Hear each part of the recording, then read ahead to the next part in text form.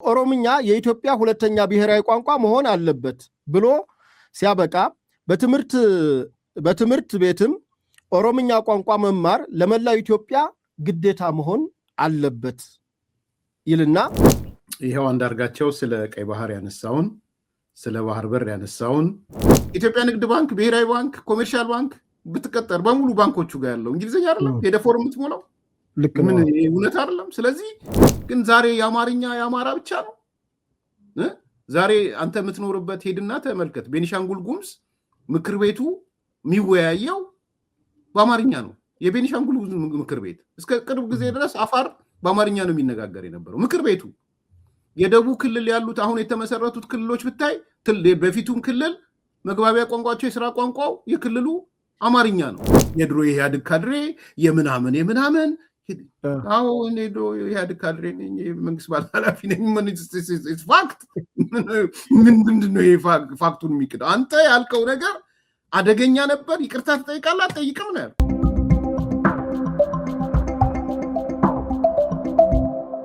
ሰላም ጤና ይስጥልን ውድ ሀቅና ሳቅ ሚዲያ ቤተሰቦች እንደምን አላችሁ? ይህ ሳምንታዊ የመስኮት ዝግጅታችን ነው። በመስኮት ዝግጅታችን ደግሞ ታዋቂውን የፖለቲካ ተንታኝ እንዲሁም የአዲስ ኮምፓስ ባለቤት የሆነውን ኤርሚያስ ለገሰን ነው ያቀረብነው። ኤርሚያስ ለገሰ በወቅታዊ ጉዳይና አጠቃላይ ሚዲያና ብሔራዊ ጥቅም በሚሉ ተያያዥ ጉዳዮች ላይ ልናወጋ በዚህ በሀቅና ሳቅ ዝግጅት ተገኝቷል። ኤርሚ በሀቅና ሳቅ ሚዲያ ቤተሰቦች እንዲሁም በመላ ኢትዮጵያ ሕዝብ ስም ጥሪያችንን አክብረህ ለሚዲያችን በምናነሳቸው ሀሳብህን ልታካፍለን ስለተገኘ እጅግ አድርጌ እያመሰገንኩኝ እንኳን ደህና መጣ። ቴዲ በጣም አመሰግናለሁ። ሀቅና ሳቅንም የሚዲያው በአጠቃላይ ስታፉን በሙሉ አመሰግናለሁ። በድጋሚ ስለጋበዛችሁኝ እግዚአብሔር ይስጥልኝ ቴዲ። መልካም። እሺ ኤርሚ፣ እንግዲህ ለመነሻ ያክል ከዚህ ቀደም እንግዲህ ከ10 ዓመት በፊት የጻፍከውን መጽሐፍ መነሻ ባደርገውና በዛ አግባብ ወደ ሌሎች በምናነሳቸው የተለያዩ ጥያቄዎች ይኖራሉ። ወደዛ እንሂድ። እስኪ ከ10 ዓመት በፊት የጥላሁን ያረፈ ቀን በሚለው መጽሐፍህ እንግዲህ ከ10 ዓመት በፊት ነው የጻፍከው። እዚህ ላይ ይህ የግሌ ጠንካራ አቋም ነው ይላል።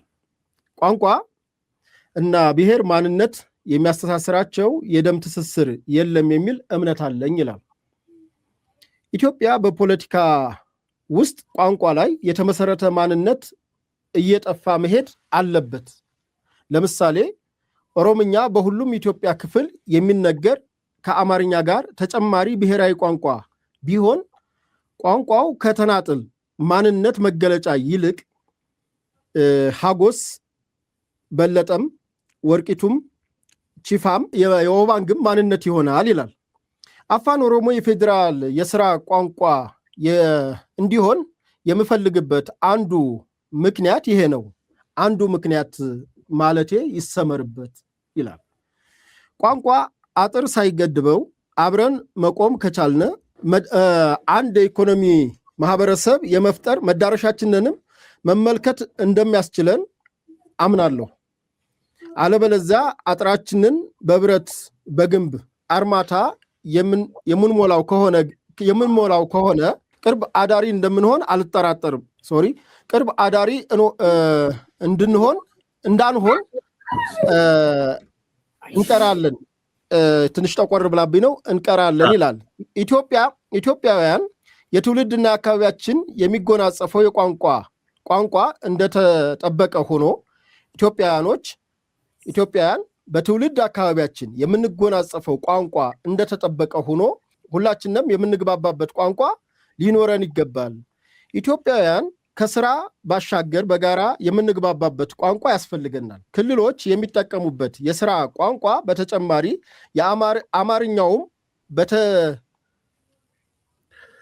ኦሮሚያ፣ ትግራይ የመሳሰሉት ክልሎች አሁን አማርኛ በተደራቢነት የስራ ቋንቋ ሊደረግ ፍላጎቴ ነው ይልና ሐረር፣ ኦሮሚያ፣ ትግራይ የመሳሰሉ ክልሎች አሁን ከሚጠቀሙበት የኦሮምኛና የትግርኛ ተጨማሪ የአማርኛ ቢካተት እርስ በራስ ግንኙነታቸውን ያጎለብታል ይላል። የፌዴራል ተቋማት ውስጥ ገብቶ ለመስራትም ሰፊ እድል ይሰጣል ይላል። እንግዲህ አንተ ይህንን ከ10 ዓመት በፊት የተናገርከው ነው። በቅርቡም ከአንድ ሚዲያ ጋር በተያያዘ አንዳንድ አክቲቪስቶች የሚያነሱት ነገሮች እንደተጠበቀ ሆኖ አቶ አንዳርጋቸው ጽጌ ደግሞ ለተስፋዬ ገብረአብ አንድ ወቅት እንዲህ ብለውታል። በፈረንጆች አቆጣጠር 2013 ህዳር እኩሌታ አካባቢ ለተስፋዬ ገብረአብ አንዳርጋቸው ናቸው የሚሉት። በእርግጥ አንዳርጋቸው አንዳንድ አዳዲስ ሀሳብ ነገረኝ። የኢትዮጵያኖች የቀድሞ የግዛት ክልልና አደረጃጀት እንደነበረ አስጠብቀን አማርኛ የመግባቢያ ብሔራዊ ቋንቋችን ሆኖ ኢትዮጵያውያን ተብለን በጋራ መኖር እንችላለን አለ። ከሚለው ነባር እሳቤ የተሻለ ወይም የተሻሻለ ሀሳብ አለው ይላል። ይህን የሚለው ተስፋዬ ገብረአብ ነው። አብሮነት ኦሮምኛ የኢትዮጵያ ሁለተኛ ብሔራዊ ቋንቋ መሆን አለበት። ይህን የሚለው አቶ አንዳርጋቸው ነው። አብሮነት የኦሮምኛ የኢትዮጵያ ሁለተኛ ብሔራዊ ቋንቋ መሆን አለበት ብሎ ሲያበቃ በትምህርት ቤትም ኦሮምኛ ቋንቋ መማር ለመላው ኢትዮጵያ ግዴታ መሆን አለበት ይልና መላው ኢትዮጵያዊ በተለይ ደግሞ የአማራ ክልል ተማሪዎች ከክፍል ወደ ክፍል ለማለፍ የኦሮምኛ ቋንቋ አንዱ የማለፊያ መስፈርት መሆን አለበት ብሎ ያምናል። አንድ ኦሮሞ ደግሞ በኦሮምኛና በእንግሊዘኛ ባሻገር አንድ ኦሮሞ ተማሪ ከኦሮምኛና ከእንግሊዘኛ ባሻገር በአማርኛ እንዲማር እንደሚማረው ሁሉ ነው እንደሚማረው ሁሉ አንድ የአማራ ተማሪ አማርኛና እንግሊዘኛ ቋንቋ ከመማር ባሻገር ኦሮምኛ ቋንቋን የመማር ግዴታ አለበት ይላል። በእርግጥ አንዳርጋቸው የኦሮምኛ ፊደል ላይ ጥያቄ አለው። እሱም በቁቤ ይሁን በግዕዝ ይሁን የሚለው ላይ አንጠልጥሎት አልፏን ነው የሚለው እሱ ተስፋዬ ገብረአብ። ከዛ ሐሳቡ ተፈጻሚነት ከሆነ ይላል አንዳርጋቸው፣ ሐሳቡ ተፈጻሚ ከሆነ በ10 ዓመታት ጊዜ ውስጥ በህዝባችን መካከል ሊመጣ የሚችለው መተሳሰብ ስሜታዊ ሆኖ አወጋኝ። ጎንደር የተወለደው ወጣት ደምቢዶሎ ለስራ ሲሄድ ከአገሬው ሰው ጋር በቋንቋ ለመግባባት እንደሚቻለው ዘንድ እንዲሁም ኦሮሚያ ክልል በአማርኛ የተማረው የኦሮሞ ተማሪ በሌሎች የኢትዮጵያ ክፍሎች ሂዶ ለመግባባት አይቸገርም ይላል። በእርግጥ የኔን ዳንስ ብቻ ደንሱ፣ የኔን እጀጠባብ ብቻ ልበሱ፣ የኔን አምባሻ ብቻ ቁረሱ የሚለው አስተሳሰብ በዘመናችን ተቀባይነት የሌለው መሆኑን እውነት ነበረ ይላል። ይህን ያሉት አቶ አንዳርጋቸው ጽጌ ናቸው ማለት ነው። ለማን? ለተስፋዬ ገብረአብ። መቼ? በፈረንጆች 2013 ማለት ነው፣ የዛሬ 13 ዓመት ማለት ነው። እና የወያኔ የክልል አወቃቀር አንዳርጋቸው እንደማይደግፈውና ከፋፋይ እንደሆነ በኋላም የግጭት ምንጭ እንደሚሆን ጠቅሷል ይላል። እንግዲህ ተስፋዬ ገብረአብ ወደ እውነተኛ ቦታው ሄዷል። ነገር ግን ለአቶ አንዳርጋቸው ይህም ብሏል። እና እንግዲህ አቶ አንዳርጋቸው ከኤርሚያስ የተለየ ሀሳብ የለም። እንዴት አየው? ሁለቱንም አያይዘህ አረዘምኩት መሰል መግቢያው። ችግር የለ፣ ኧረ ችግር የለው። አይ ቲንክ አንብቤዋለሁ መሰለኝ እሱ ነገር የደራሲው ማስታወሻ ነው የጋዜጠኛው የደራሲው ማስታወሻ ነገር ላይ አይቼዋለሁ። አይ ዶንት ኖ እንግዲህ ከአንዳርጋቸው ጋር ስላያያዝከኝ ቅር ብሎኛል። ቅር ያለኝ ምንድነው አንዳርጋቸው ነገ ወጥቶ ሕፃኖኜ ነው የጻፍኩት፣ ሳልበስል ነው የጻፍኩት፣ ተሳስቼ ነው የጻፍኩት እንዳይል እፈራለሁ። ቴዲ በጣም ነው የምሰጋው። ማለት እያንዳንዱ መጽሐፍ ከጻፈ ከሆነ ጊዜ በኋላ ተሳስቼ ነበር፣ ሳልበስል ነበር፣ ህፃን ሆኜ ነበረ የጻፍኩት የህፃን አስተሳሰብ ብሏል። በነገራችን ላይ ለምሳሌ እኔ አንድ ወቅት እንዳንተው እንዲሁ መጽሐፉን አወጣውና ይሄው አንዳርጋቸው ስለ ቀይ ባህር ያነሳውን ስለ ባህር በር ያነሳውን ስለ ኤርትራ ያን የኢትዮ ኤርትራ ጦርነት እንደተካሄደ የአልጀርስ ስምምነት ከመካሄዱ በፊት ነፃ ያልወጣ ነፃ አውጪ የጻፈው አለ። አሁን እዚህ ደግሞ ከለውጥ በኋላ ደግሞ ድጋሜ የታተመ መጽሐፍ ነው። እኔ ጋር እንደውም ያለው እጄ ላይ ከለውጥ በኋላ ያለው ድጋሚ መጽሐፍ ነው፣ ነፃ ያልወጡ ነፃ አውጪ የሚለው መጽሐፍ እና እዛ ላይ እንደምንም ሄደን አሰብን መያዝ አለብን ይላል። ከእንደገና ደግሞ የኤርትራ ህዝበ ውሳኔ የኢትዮጵያ ህዝብ ስላልተሳተፈበት ህገወጥ ነው ይላል፣ በተቀባይነት ሊኖረው አይገባም ይላል። እቺን አጋጣሚ ተጠቅመን የባህር በር ባለቤትነታችንን ማረጋገጥ አለብን ይላል። ስምምነቱ የተካሄደው በህወሓትና በህግደፍ በጫካ ፓርቲዎች እንጂ በኢትዮጵያ ህዝብና በእንትን አይደለም፣ ስለዚህ ተቀባይነት የለውም ይላል። ይሄ እንግዲህ ነፃ ያልወጡ ነፃ አውጪ የጻፈበት መጽሐፍ ነው። ከዛ በኋላ ከለውጥ በኋላ ከእስር ቤት ከተፈታ በኋላ አሜሪካን ሀገር የታተመ መጽሐፍ ነው ይህ መጽሐፍ። ከዛ እኔ ይዤበት ወጥቼ ይሄው አንዳርጋቸው እኮ አንተ የምትለውን ነው የኢትዮጵያ መንግስት አሁን እያለ ያለው ስለው ወጣና በሳምንቱ ሳልበስል የጻፍኩት ነው እና ተሳስቻለሁ፣ አይምሮዬ ሳይበስል ያው ህፃን ሆኜ የጻፍኩት ነው ያለው። እንግዲህ አቶ አንዳርጋቸው ከለውጡ በኋላ ህፃን ነበረ ማለት ነው። ካልተሳሳት ከ60 ዓመት በላይ ነበረ በዛ ሰዓት። ስለዚህ ዛሬም መጥቶ ሳልበስል የጻፍኩት ሊላል ወይም ደግሞ የሞተው ሰው ስለሆነ ተስፋዬ ገብረአብ ያላልኩትም ብሎ ነው የጻፈው ብሎም ሊል ይችላል እና ከሱ ጋር ባታጣብቀኝ ደስ ይለኛል። አይ ያው መቼም 2013 አልሞትም እንግዲህ አይ ማለት አሁን ከያዘው አቋም ጋር የተለወጠ ነገር ሲሆንበት እኔ ስለ አቶ አንዳርጋቸው ላወራ ፈልጌ አይደለም አንድ ላይ ስላመጣው ብዬ ነው እንጂ ልክ የተለወጠ ያሁን እሱ ኦልዌይስ የዛሬ ያዘው አቋም ላይ ነው መሰረት የሚያደርገው። ለምሳሌ ልንገርህ ትልቁ መጽሐፍ እንዲወጣ ትውልድ አይደናገር እኛ ምንናገር የሚለው ላይ በጣም አንድ ነገርም አለ እሱ ጋር ሲሪየስ የሆነ ነገር ይጻፈዋል። ወደ እኔ እመለሳለሁ። እዛ ላይ ምን ይላል? ደርግ የፈለገ አምባገነን ቢሆን ይላል፣ የፈለገ ሰው በላ ነው፣ አምባገነን ነው፣ ጨፍጫፊ ነው ምናምን ይልና እኛ ግን ይላል እሱ የነበረበት ራሱን ጨምሮ በምንም ተአምር ከሲያድ ባሬ ጋር መወገን አልነበረብንም ይላል። ያኔ ኢትዮ ሶማሌ ጦርነት እሱም የሱ ፓርቲዎችም ከሶማሌ ሞቃዲሾ ከዚያድ ባሬ ጋር ወግነዋል። የፈለገ ቢሆን የአንድ ሀገር ሰው የፈለገ ቢሆን ማድረግ የለበትም። ስለዚህ ይሄ ሰው ኦኬ በጣም ደስ አለኝ እኔ ሳየው ተጸጽቷል ማለት ነው። የተጸጸተ ሰው ነው ብዬ ስለወሰድኩኝ አቀረብኩት። ባጭሩ ምን ማለት መሰለ፣ የፈለገ የአገሪቷ መንግስት አምባገነን ይሁን ነፍሰ በላ ይሁን ገዳይ ይሁን ምንም ይሁን ከውጭ ኃይል ጋር መወገን የለብንም የሚል ትርጉም ነው ያለው፣ ሌላ አይደለም።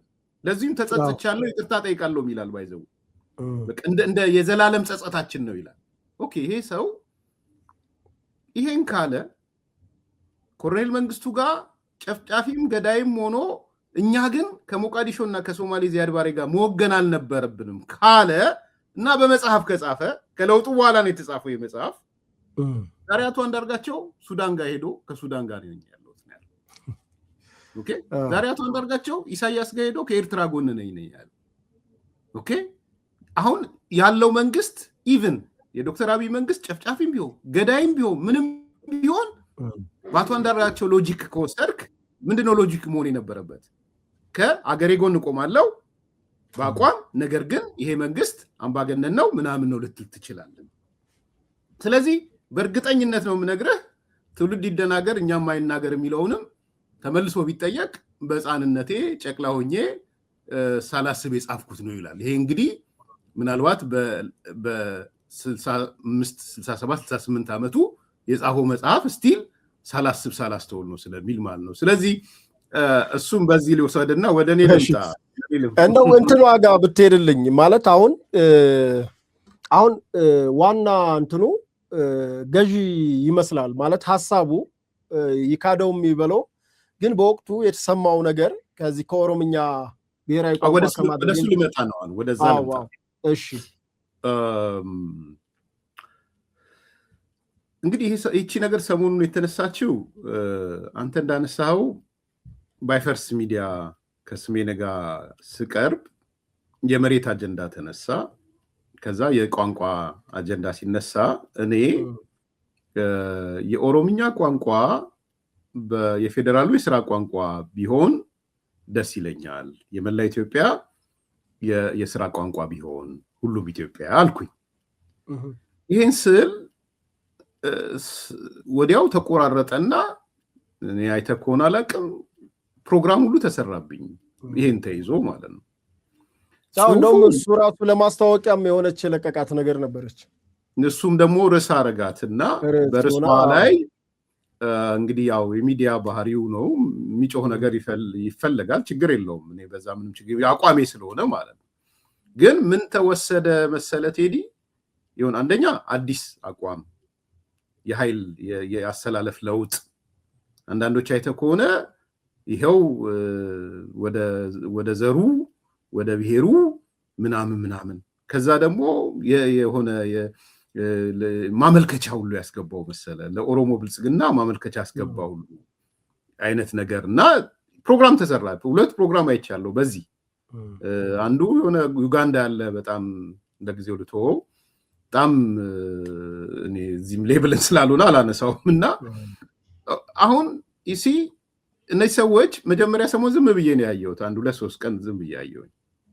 ካየሁ በኋላ ትላንትና በጣም ሲበዛ መልስ ሰጠውበት። መልስ የሰጠውት ምንድነው ቴዲ፣ እኔ ይሄን አቋም የወሰድኩት ከ10 ምናምን ዓመት በፊት ያውን በመጽሐፍ ጽፌ ነው። አሁን ቅድም ያነበብከው ማለት ነው።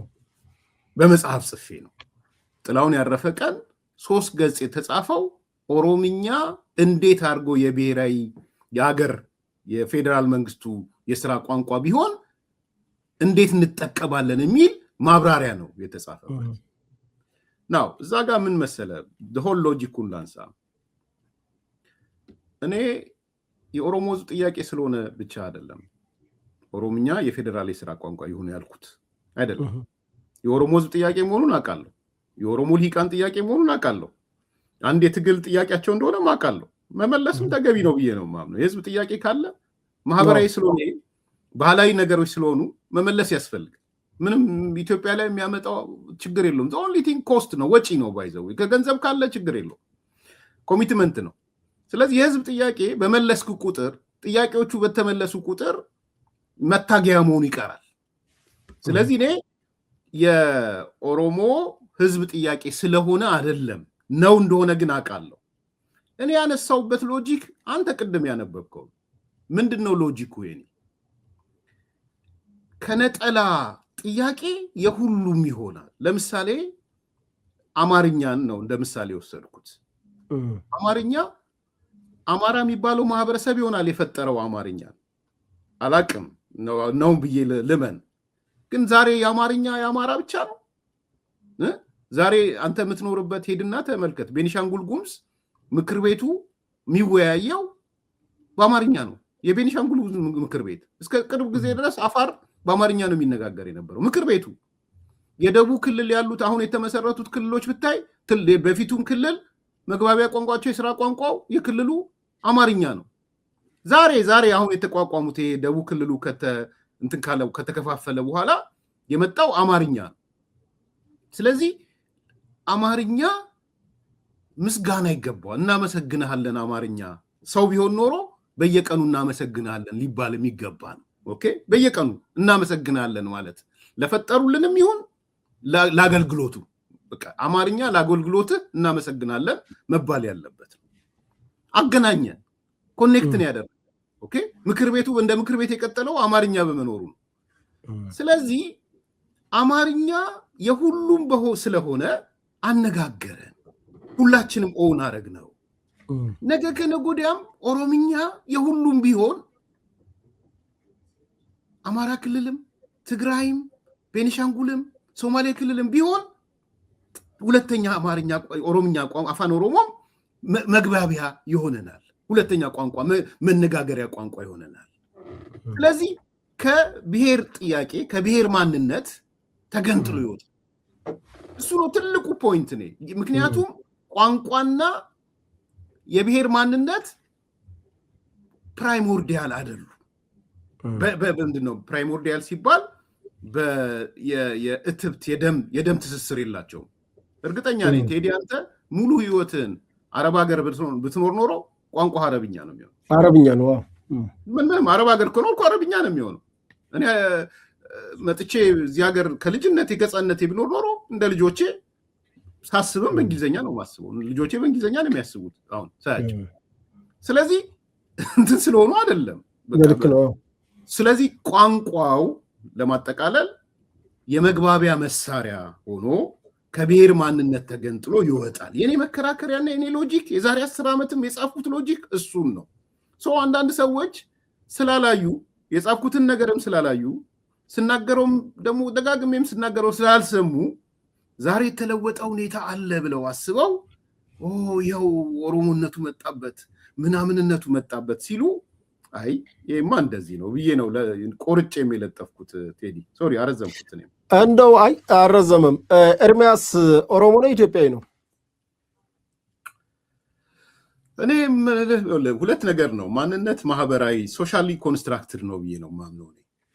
ሶሻሊ ኮንስትራክትድ ነው። ማንነት የተፈጥሮ ስጦታ ነው ብዬ አላምንም። ሶሻሊ ነው ኮንስትራክትድ የሚሆነው። ሶሻሊ ኮንስትራክትድ ነው ማለት በዛ ነገር ውስጥ ስትኖርበት የምታገኘው ነገር ማለት ነው፣ ሌላ አይደለም። ኦኬ። ሁለተኛ ማንነት የግል ነው። ሰው በጣም የሚሳሳተው ነገር እሱ ነው። እኔ የይሁኔ በላይ ዘፈን አለ፣ ደስ የሚለኝ ዘፈን አለ። ማንነት የራስ ነው አገሬ ጋራ ነው የሚል፣ ማንነት የግል ነው አገሬ ጋራ ነው የሚል በጣም ደስ የሚል ዘፈን አለ። የጃንሆይ አባባል መስሎኝስ እኔ እንግዲህ ያሰማሁት እንትና ይሁኔ በላይ ዘፈን ውስጥ ነው የሰማሁት። እና አንድ ሰሞን ማታገያ አንተ እስር ቤት እያለ ደንበኛ ማታገያ ዘፈን ሆኖ ነበረ የይሁኔ ዘፈን። ይሁኔ በላይ በጣም ወደው ዘፈን ነው ያ ዘፈን። እና ተው አትግደል አይነት ስሜት የነበረው ዘፈን። እዛ ላይ ማንነት የግል አገሬ ጋራ ይላል። እና ማንነት ቴዲ ብቻ ነው የሚወስነው ስለ ማንነትህ። እኔ አያገባኝም ስላንተ። ኤርሚያስ ብቻ ነው የሚወስነው ስለ ማንነቱ፣ ማንም አያገባው። ማንነት የግል ነው። እንዲህ ነኝ ስትል ቴዲ እንዲህ ነኝ ብሏል ብዬ ነው የምቀበልህ እንጂ ቴዲ እንዲህማ አይደለህም ልልህ አልችልም። እሱ በደንብ ያዝልኝ። ከዛ ቀጥሎ እኔ ካልቸራል ማንነቴ ኦሮሞም አለብኝ አማራም አለብኝ። እንግዲህ ካልቸራል የሆነው ከቤተሰብ የወረስኩት ማለት ነው። በእናቴ አማራ በአባቴ ኦሮሞ ነኝ። ያ እንደተጠበቀ ሆኖ ለእኔ ግን ሶሻሊ ኮንስትራክትድ የሆንኩበት አዲስ አበቤነት ነው ለእኔ። ፖለቲካ ማንነቴ አዲስ አበቤነት ነው። ምን ማለት ነው አዲስ አበቤነት ማለት? አማራም ነው አዲስ አበቤ፣ ኦሮሞም ነው፣ ሶማሌም ነው፣ ወለየም ነው፣ ጎጃሜም ነው፣ ጉራጌም ነው፣ ስልጤም ነው፣ ምንም ነው። የኖርኩበት ማህበረሰብ ይሄ ነው ለእኔ። የኔ ፖለቲካ ማንነቴ አዲስ አበቤነት ነው ፖለቲካ ማንነቴ። በግንድ ከሄድክ ማህበራዊ ማንነቴ ግን በአባቴ ኦሮሞ ነኝ፣ በእናቴ አማራ ነኝ። የኖርኩበትን ላይፍ ደግሞ ብታይ ከተሜነት ነው የኖርኩት። ከተሜነት ነው ለእኔ ሶሻሊ ኮንስትራክት ያደረገኝ፣ ከተሜነትን ነው ያስኩት። ስለዚህ እኔ አዲስ አበቤ ነኝ ብዬ ነው የምናገረው። አዲስ አበቤ ሲባል ግን አዲስ አበቤነትና ኦሮሞነት አይጋጭም። ባይዘው አዲስ አበቤነትና አማራነት አይጋጭም። አዲስ አበቤነትና ሶማሌነት አይጋጭም። ለምን ነው የሚጋጨው? ቢኮዝ አዲስ አበቤነት ማለት ሲነርጂ ነው፣ ውህድ ነው፣ የነዚህ ነገሮች ድምር ውጤት ነው። ስለዚህ ከአማራው ማንነት የምወስደው ነገር አለኝ፣ ከኦሮሞ ማንነት የምወስደው አለኝ፣ ከትግራይ ከጎረቤቶቼ የምወስደው አለኝ፣ ከትምህርት ቤቴ የምወስደው አለ። ስለዚህ የሁሉም ድምር ውጤት ነኝ እና ፖለቲካ ማንነቴን ከጠየቅ እኔ አዲስ አበቤ ነኝ። እንደው እስኪ እዚሁ ቋንቋ ላይ እንትን ሳንል አቶ አንዳርጋቸው ጽጌ ካነሱት አንዱ ኦሮምኛ ግዴታ መሆን አለበት ነው የሚሉት። ማለት አንድ የአማራ ክልል የአማራ ተማሪ በኦሮምኛ መማር ግዴታው ነው የሚሉት አቶ አንዳርጋቸው። እዚህ እሱ ነው ነፍሱን ይማር ተስፋዬ ገብረአብ የጻፈው መጽሐፍ ላይ ማለት ነው። እንግዲህ እሱም በሶሻል ሚዲያ ማጋርቶታል። እንግዲህ እንደነገርኩ ከ2013 በፊት ነው። ግዴታ ነው እንዳንድ ዲፓርትመንት ማለት ከክፍልም ክፍል ስትዘዋወር ኦሮምኛ እንዳንድ መስፈርት ሆኖ ነው ማለፍ ያለብህ። ልክ ሌሎች ቋንቋዎች መመዘኛ እንደሆኑት እንግሊዘኛ፣ አማርኛ፣ ልክ ኦሮምኛው ኦሮሚያ ክልል ያለው ተማሪ አማርኛን የመማር ግዴታ እንዳለበት አሁን ይማራል። በነገራችን ላይ ኦሮሚያ ክልል ላይ የተለያዩ ክልሎች ላይ አማርኛ ይማራል ሁሉም። ያም የሆነው ያው ክፍሉ ከስምንተኛ ክፍል በላይ ከአምስተኛ መሰለኝ ያው ካሪኩለሙ ከአምስተኛ ክፍል በላይ መማር። እሳቸው የሚሉት ግን ጭራሹንም አማራ ክልል ኦሮምኛ በግዴታ መማር አለበት ነው የሚሉት። ያም ደግሞ ይሄ የሚፈጥረው የቋንቋው መማሩ የሚፈጥረው ለመግባባት ሰዎች እንዲግባቡ በቀላሉ እንዲግባቡ ያደርጋቸዋል ነው የሚሉት። እና የአቶ አንዳርጋቸውን እንደው እክደዋለሁ ልጅ ነኝ ምናምን የሚሉትን እንተወውና በሐሳቡ ላይ እስኪ እንወያይ። እንደው ሐሳቡ ምን ያክል ገዢ ነው? ሁለት ነገር ላንሳለን። አንደኛ በደርግ ጊዜ የሆነውን ነገር ልንገርህ። በደርግ ጊዜ ትልልቅ የሚያስደስቱ ስራዎች ነበሩ። በነገራችን ላይ ደርግ ሁሉ ነገሩ መጥፎ አይደለም፣ ያው የኛ ካልቸር ስለሆነ ነው እንጂ ደርግ በጣም ከሚታወቅበት ነገር አንዱ የዛፍ ተከላ ነው። በጣም ፌመስ ነበረ በዛፍ ተከላ። ከዚህ ከመሀይምነት ማጥፋት መሰረተ ትምህርት ቀጥሎ ማለት ነው። እና በአንድ ወቅት አማራ ክልል እውነተኛ ታሪክ ነው የምነግርህ፣ ለካድሬው በግድ ዛፍ እንዲተክል መመሪያ ተሰጠው። ለካድሬው ደርግ መመሪያ ሰጠ። መለኪያ ሆነ። እኔ ጋ 100,000 ተተክሏል፣ እኔ ጋ 200,000 ምናምን የሚለው የካድሬው መለኪያ ሆነ። ከዛ አርሶ አደሩ ጋር ሄዱና ካድሬዎቹ ዛፍ ይዘው ሄደው ችግኝ ማለት ነው መትከል የግድ እንደሆነ በማስፈራሪያ ጭምር ለአርሶ አደሩ ነገሩት። እርምጃ ወስዳለሁ አሏት። አርሶ አደሩ ፎቶዋን ስለጠፋኝ ነው። ወገራ ወይ ፎገራ የሆነች ቦታ ናት። ስሟን ረስቼው ነው። ሌላ ጊዜ እንዲሁ ፎገራ ሆነ ጎንደር ነው ብቻ የሆነ አማራ ክልል ነው። ያው ክልሉ አማራ ነው። በኋላ አርሶ አደሩ ሲያያቸው ማስገደድ ነው። እንግዲህ አስበው ቴዲ፣ ዛፍ መትከል ለአርሶ አደሩ ይጠቅመዋል፣ ምንም ጥያቄ የለው። ወይዘሩ ይቀየራል፣ ዝናብ ያገኛል፣ እህል ያገኛል፣ ምናምን በጣም ይጠቅመዋል። የሚጠቅመው ነገር ነው። ግን ካድሬው በጠመንጃ ካልተከልካል። ከዛ አርሶ አደሩ ምን አደረገ? የዛፏ የችግኟ ከስር ያለችው በዚህ በክብ ተደርጎ ጭቃ ነገር ተደርጓል ማለት ስሩ ምናምን ያለበት ችግኝ ጣቢያ ላይ ስሯን እየቆረጠ ተከለው። ስሯን ቆርጦ ተከለው። ሲታይ ተተክሏል ዛፉ። ከ3 ወር በኋላ ሲሄድ ሁሉም ደርቋል። ምክንያቱም ስሩን ቆርጦ ነው የተከለው አርሶ አደሩ። ለምንድን ነው ያደረገው? ስላስገደድከው። አርሶ አደሩ በጣም ያውቃል፣ የሚጠቅመውን ነገር ያውቃል፣ የሚጎዳውን ነገር ያውቃል። ስላስገደድከው ግን ስሯን ቆርጦ ተከላት። ማስገደድ ለሚጠቅምህም ነገር አደገኛ ነው። ማስገደድ አንዳርጋቸው ባይፖላር ስለሆነ እና እኔ ብዙ ጊዜ እለዋለሁ፣ የሆነ ሚዲያም ላይ አንስቻለሁ፣ እዛ ኢትዮጵያ ያለ ይዝ ባይነሪ ነው አንዳርጋቸው። ባይነሪ ማለት 0 and 1 ማለት ነው። በቃ ወይ ይሆናል ወይ አይሆንም ነው። እንደዛ ነው አይምሮ። there is no in the middle of the እንትን። እሱ ነው ትልቁ ችግሩ። ባይዘው ምን አይወስንም ነው መወሰን ሳይሆን በቃ እንትን ግራጫ የሚባል ነገር የለውም። ፖለቲክስ ደግሞ ግራጫ ነው። in the middle መሃሉ ብዙ ነው። መሃሉ ትልቅ ነው የፖለቲካ።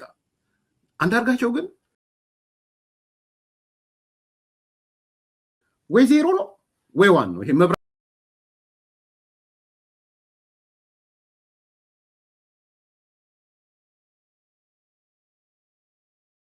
መብራት ስታበራ ወይ ታበራለህ ወይ ታጠፋለህ። 0 and 1 ማለት እሱ ነው በኮምፒውተር። በቃ ኦን ማለት ዋናው ስታጠፋው 0 ይሆናል። ሶ ኢቭን ኮምፒውተር ዳታ እንትኑ የተሰራው ራሱ በሱ ነው። ሶፍት 0 and 1 ነው ኮምፒውተር ስታየው 0 1 0 1 0 1 ነው ማለት ነው። ሶ እሱ ባይነሪ ስለሆነ ማይንዱ ጭልም ነው የሚያስበው። በግድም ሆን ካለበት በግድ ይሆናል። አረማይና ጭካኔ ሲል ዝም ብሎ አይደለም አረማይና ጭካኔ ያለ ከአረማይና ጭካኔ ውጭ የሚያስበው ነገር የለም። ኦኬ ሶ ሊያለቅስ ደግሞ ታየው ይሆናል። ሲያለቅስ ምርር ብሎ ሲያለቅስ ልታየው ይችላል። አሁን ትግራይ ላይ የሆነ ቦታ ስለ ትግራይ ተነስቶበት አንድ ጊዜ ከእስር ቤት ከወጣ በኋላ ትግራይ ትጣላለ ሲባል እንባውን ዝርግፍ እያደረገ የትግራይ እናቶች እኮ እኔን ያጠቡኝ ሰዎች ናቸው ሲል ታያለ።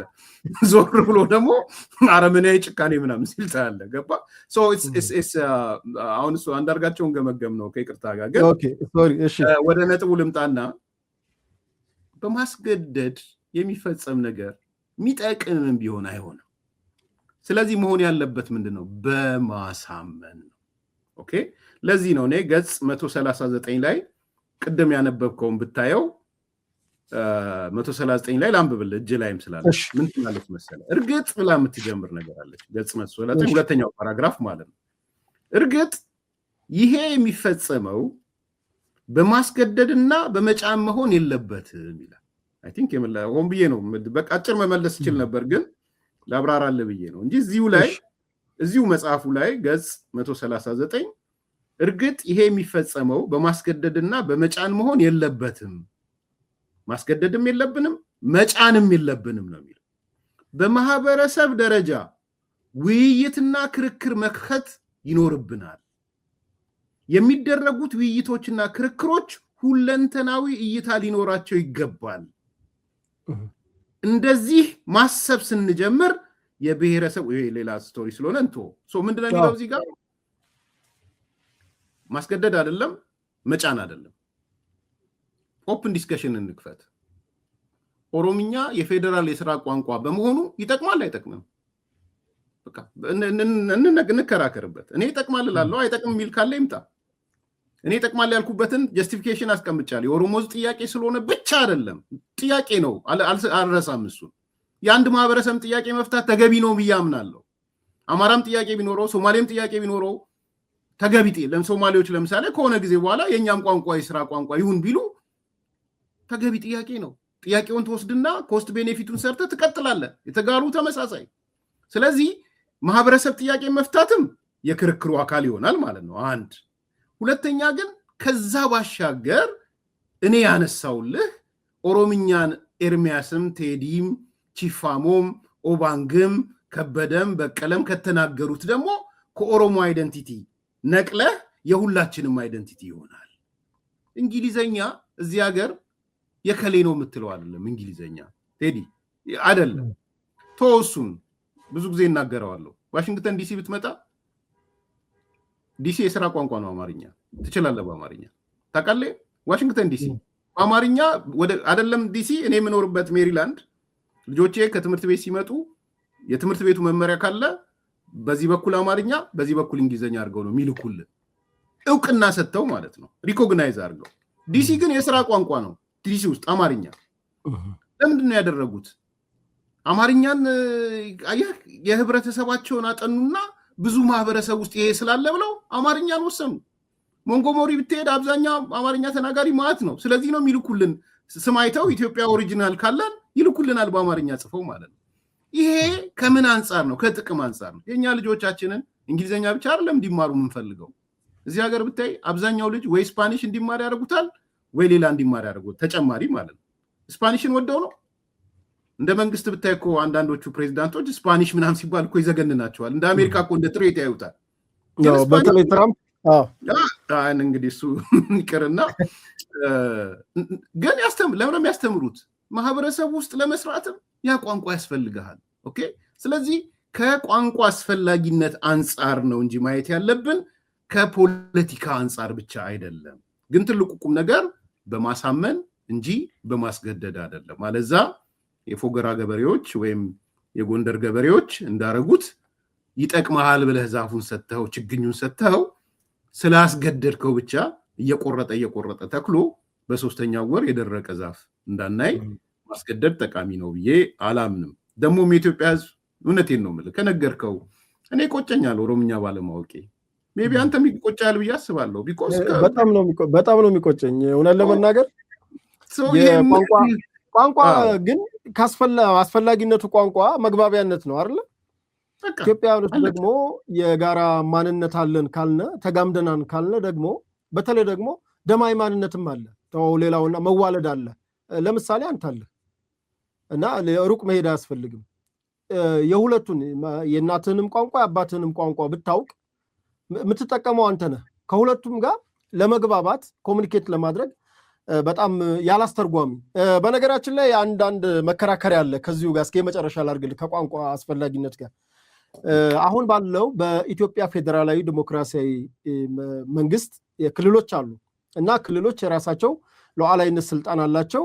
በቀደም እንዳልከው አንዳንዶቹ ክልሎች በአማርኛ የስራ ቋንቋ ሲያደርጉ፣ ኦሮሚያ ለምሳሌ ብንሄድ ኦሮሚያ ክልል ኦሮምኛ ቋንቋ የስራ ቋንቋ ነው፣ የክልሉ የስራ ቋንቋ ነው። ወደ ፌዴራል ፍርድ ቤት አሁን ለምሳሌ የዳኝነት ሁኔታ ነው ብዙ ጊዜ ከዚህ ከቋንቋና ከማንነት ጋር ተያይዞ በአፍ መፍቻ ቋንቋ አለመዳኘትን ነው። ልክ እነ ኃይሌ ፊዳ ሲያነሱት የነበረው አንዱ እንትን የነበረው ማለት ነው ጥያቄ የነበረው እና ይሄ በአፍ መፍቻ ቋንቋ የመዳኘትን ጉዳይ አሁን ልደታ ችሎት እኔ በነበርኩበት ለምሳሌ በኦነግ የተከሰሱ ልጆች በትክክል አማርኛ ማናገር የማይችሉ ልጆች በአስተርጓሚ ነበር የሚዳኙት እና ከዚህ አንጻር ገደብ የለውም። አሁንም ቢሆን እኮ ገደብ የለውም የሚሉ ሰዎች አሉ። ምን ትላለህ?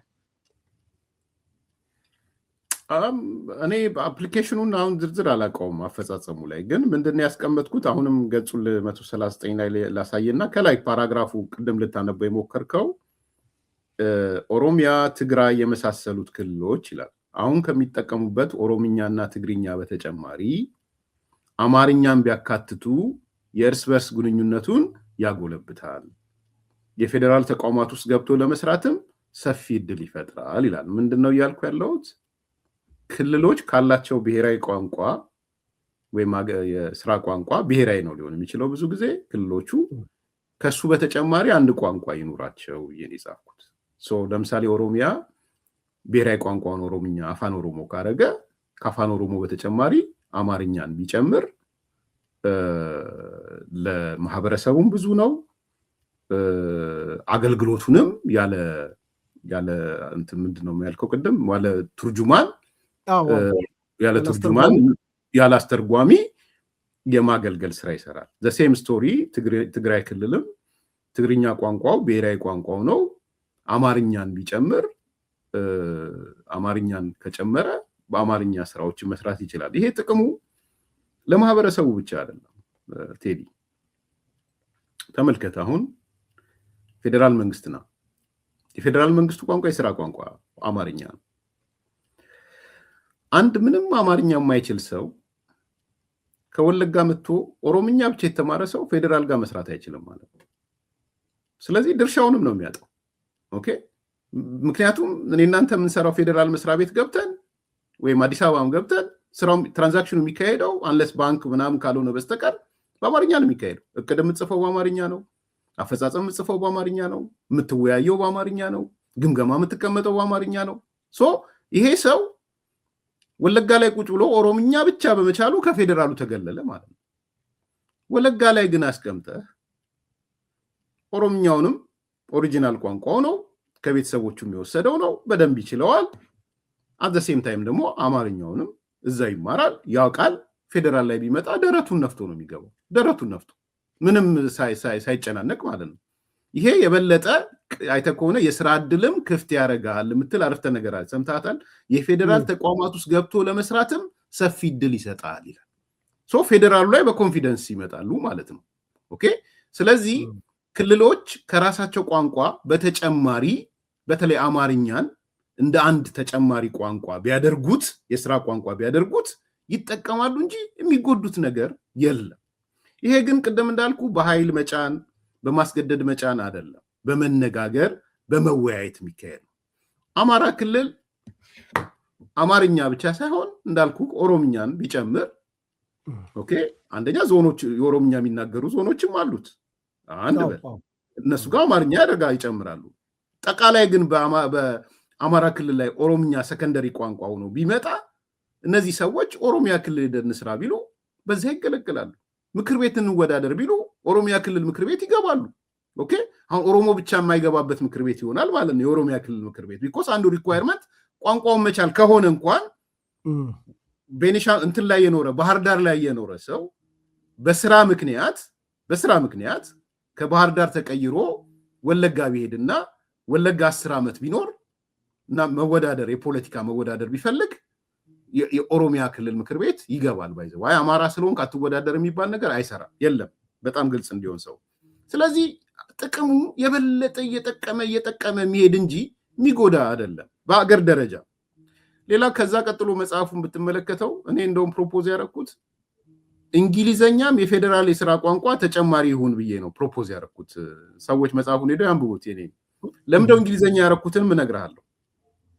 እንግሊዘኛ ያደረኩበት ምክንያት እንደው ምሳሌ ያነሳሁት እኔ ህንድን አንስቼ ዲቴል አልሄድም፣ ግን ባጭሩ ልንገር። ህንድ ማለት አሜሪካን ሲመሽ ህንድ ይነጋል፣ ህንድ ሲነጋ አሜሪካ ይመሻል። ብዙ ሰው ካላወቀ ማለት ነው። አሁን በእኛ ሌሊት የባንክ አካውንት የሆነ ችግር ቢያጋጥምህ ወይም ኢንሹራንስ ላይ ችግር ቢያጋጥምህ ኢንሹራንስን ወይም ባንክህን ወይም የሆነ ሰርቪስ ሌሊት ተነስተህ ትደውላለህ ስልክ። እዚህ ሀገር ሁሉም ኦፊስ ተዘግቶ ሁሉም ተኝቷል አይደል? ስልክህን ያነሱልሃል። ከየት እንደሚያነሱልህ ታውቃለህ? ከህንድ ነው የሚያነሱልህ። ከህንድ ቋንቋ ሁሉ ታየዋለህ፣ የህንድ አክሰንት ምናምን ይጨርሱልሃል። ኢንሹራንስ ይጨርሱልሃል፣ ባንክ ይጨርሱልሃል። ምን የማይጨርሱልህ ነገር የለም።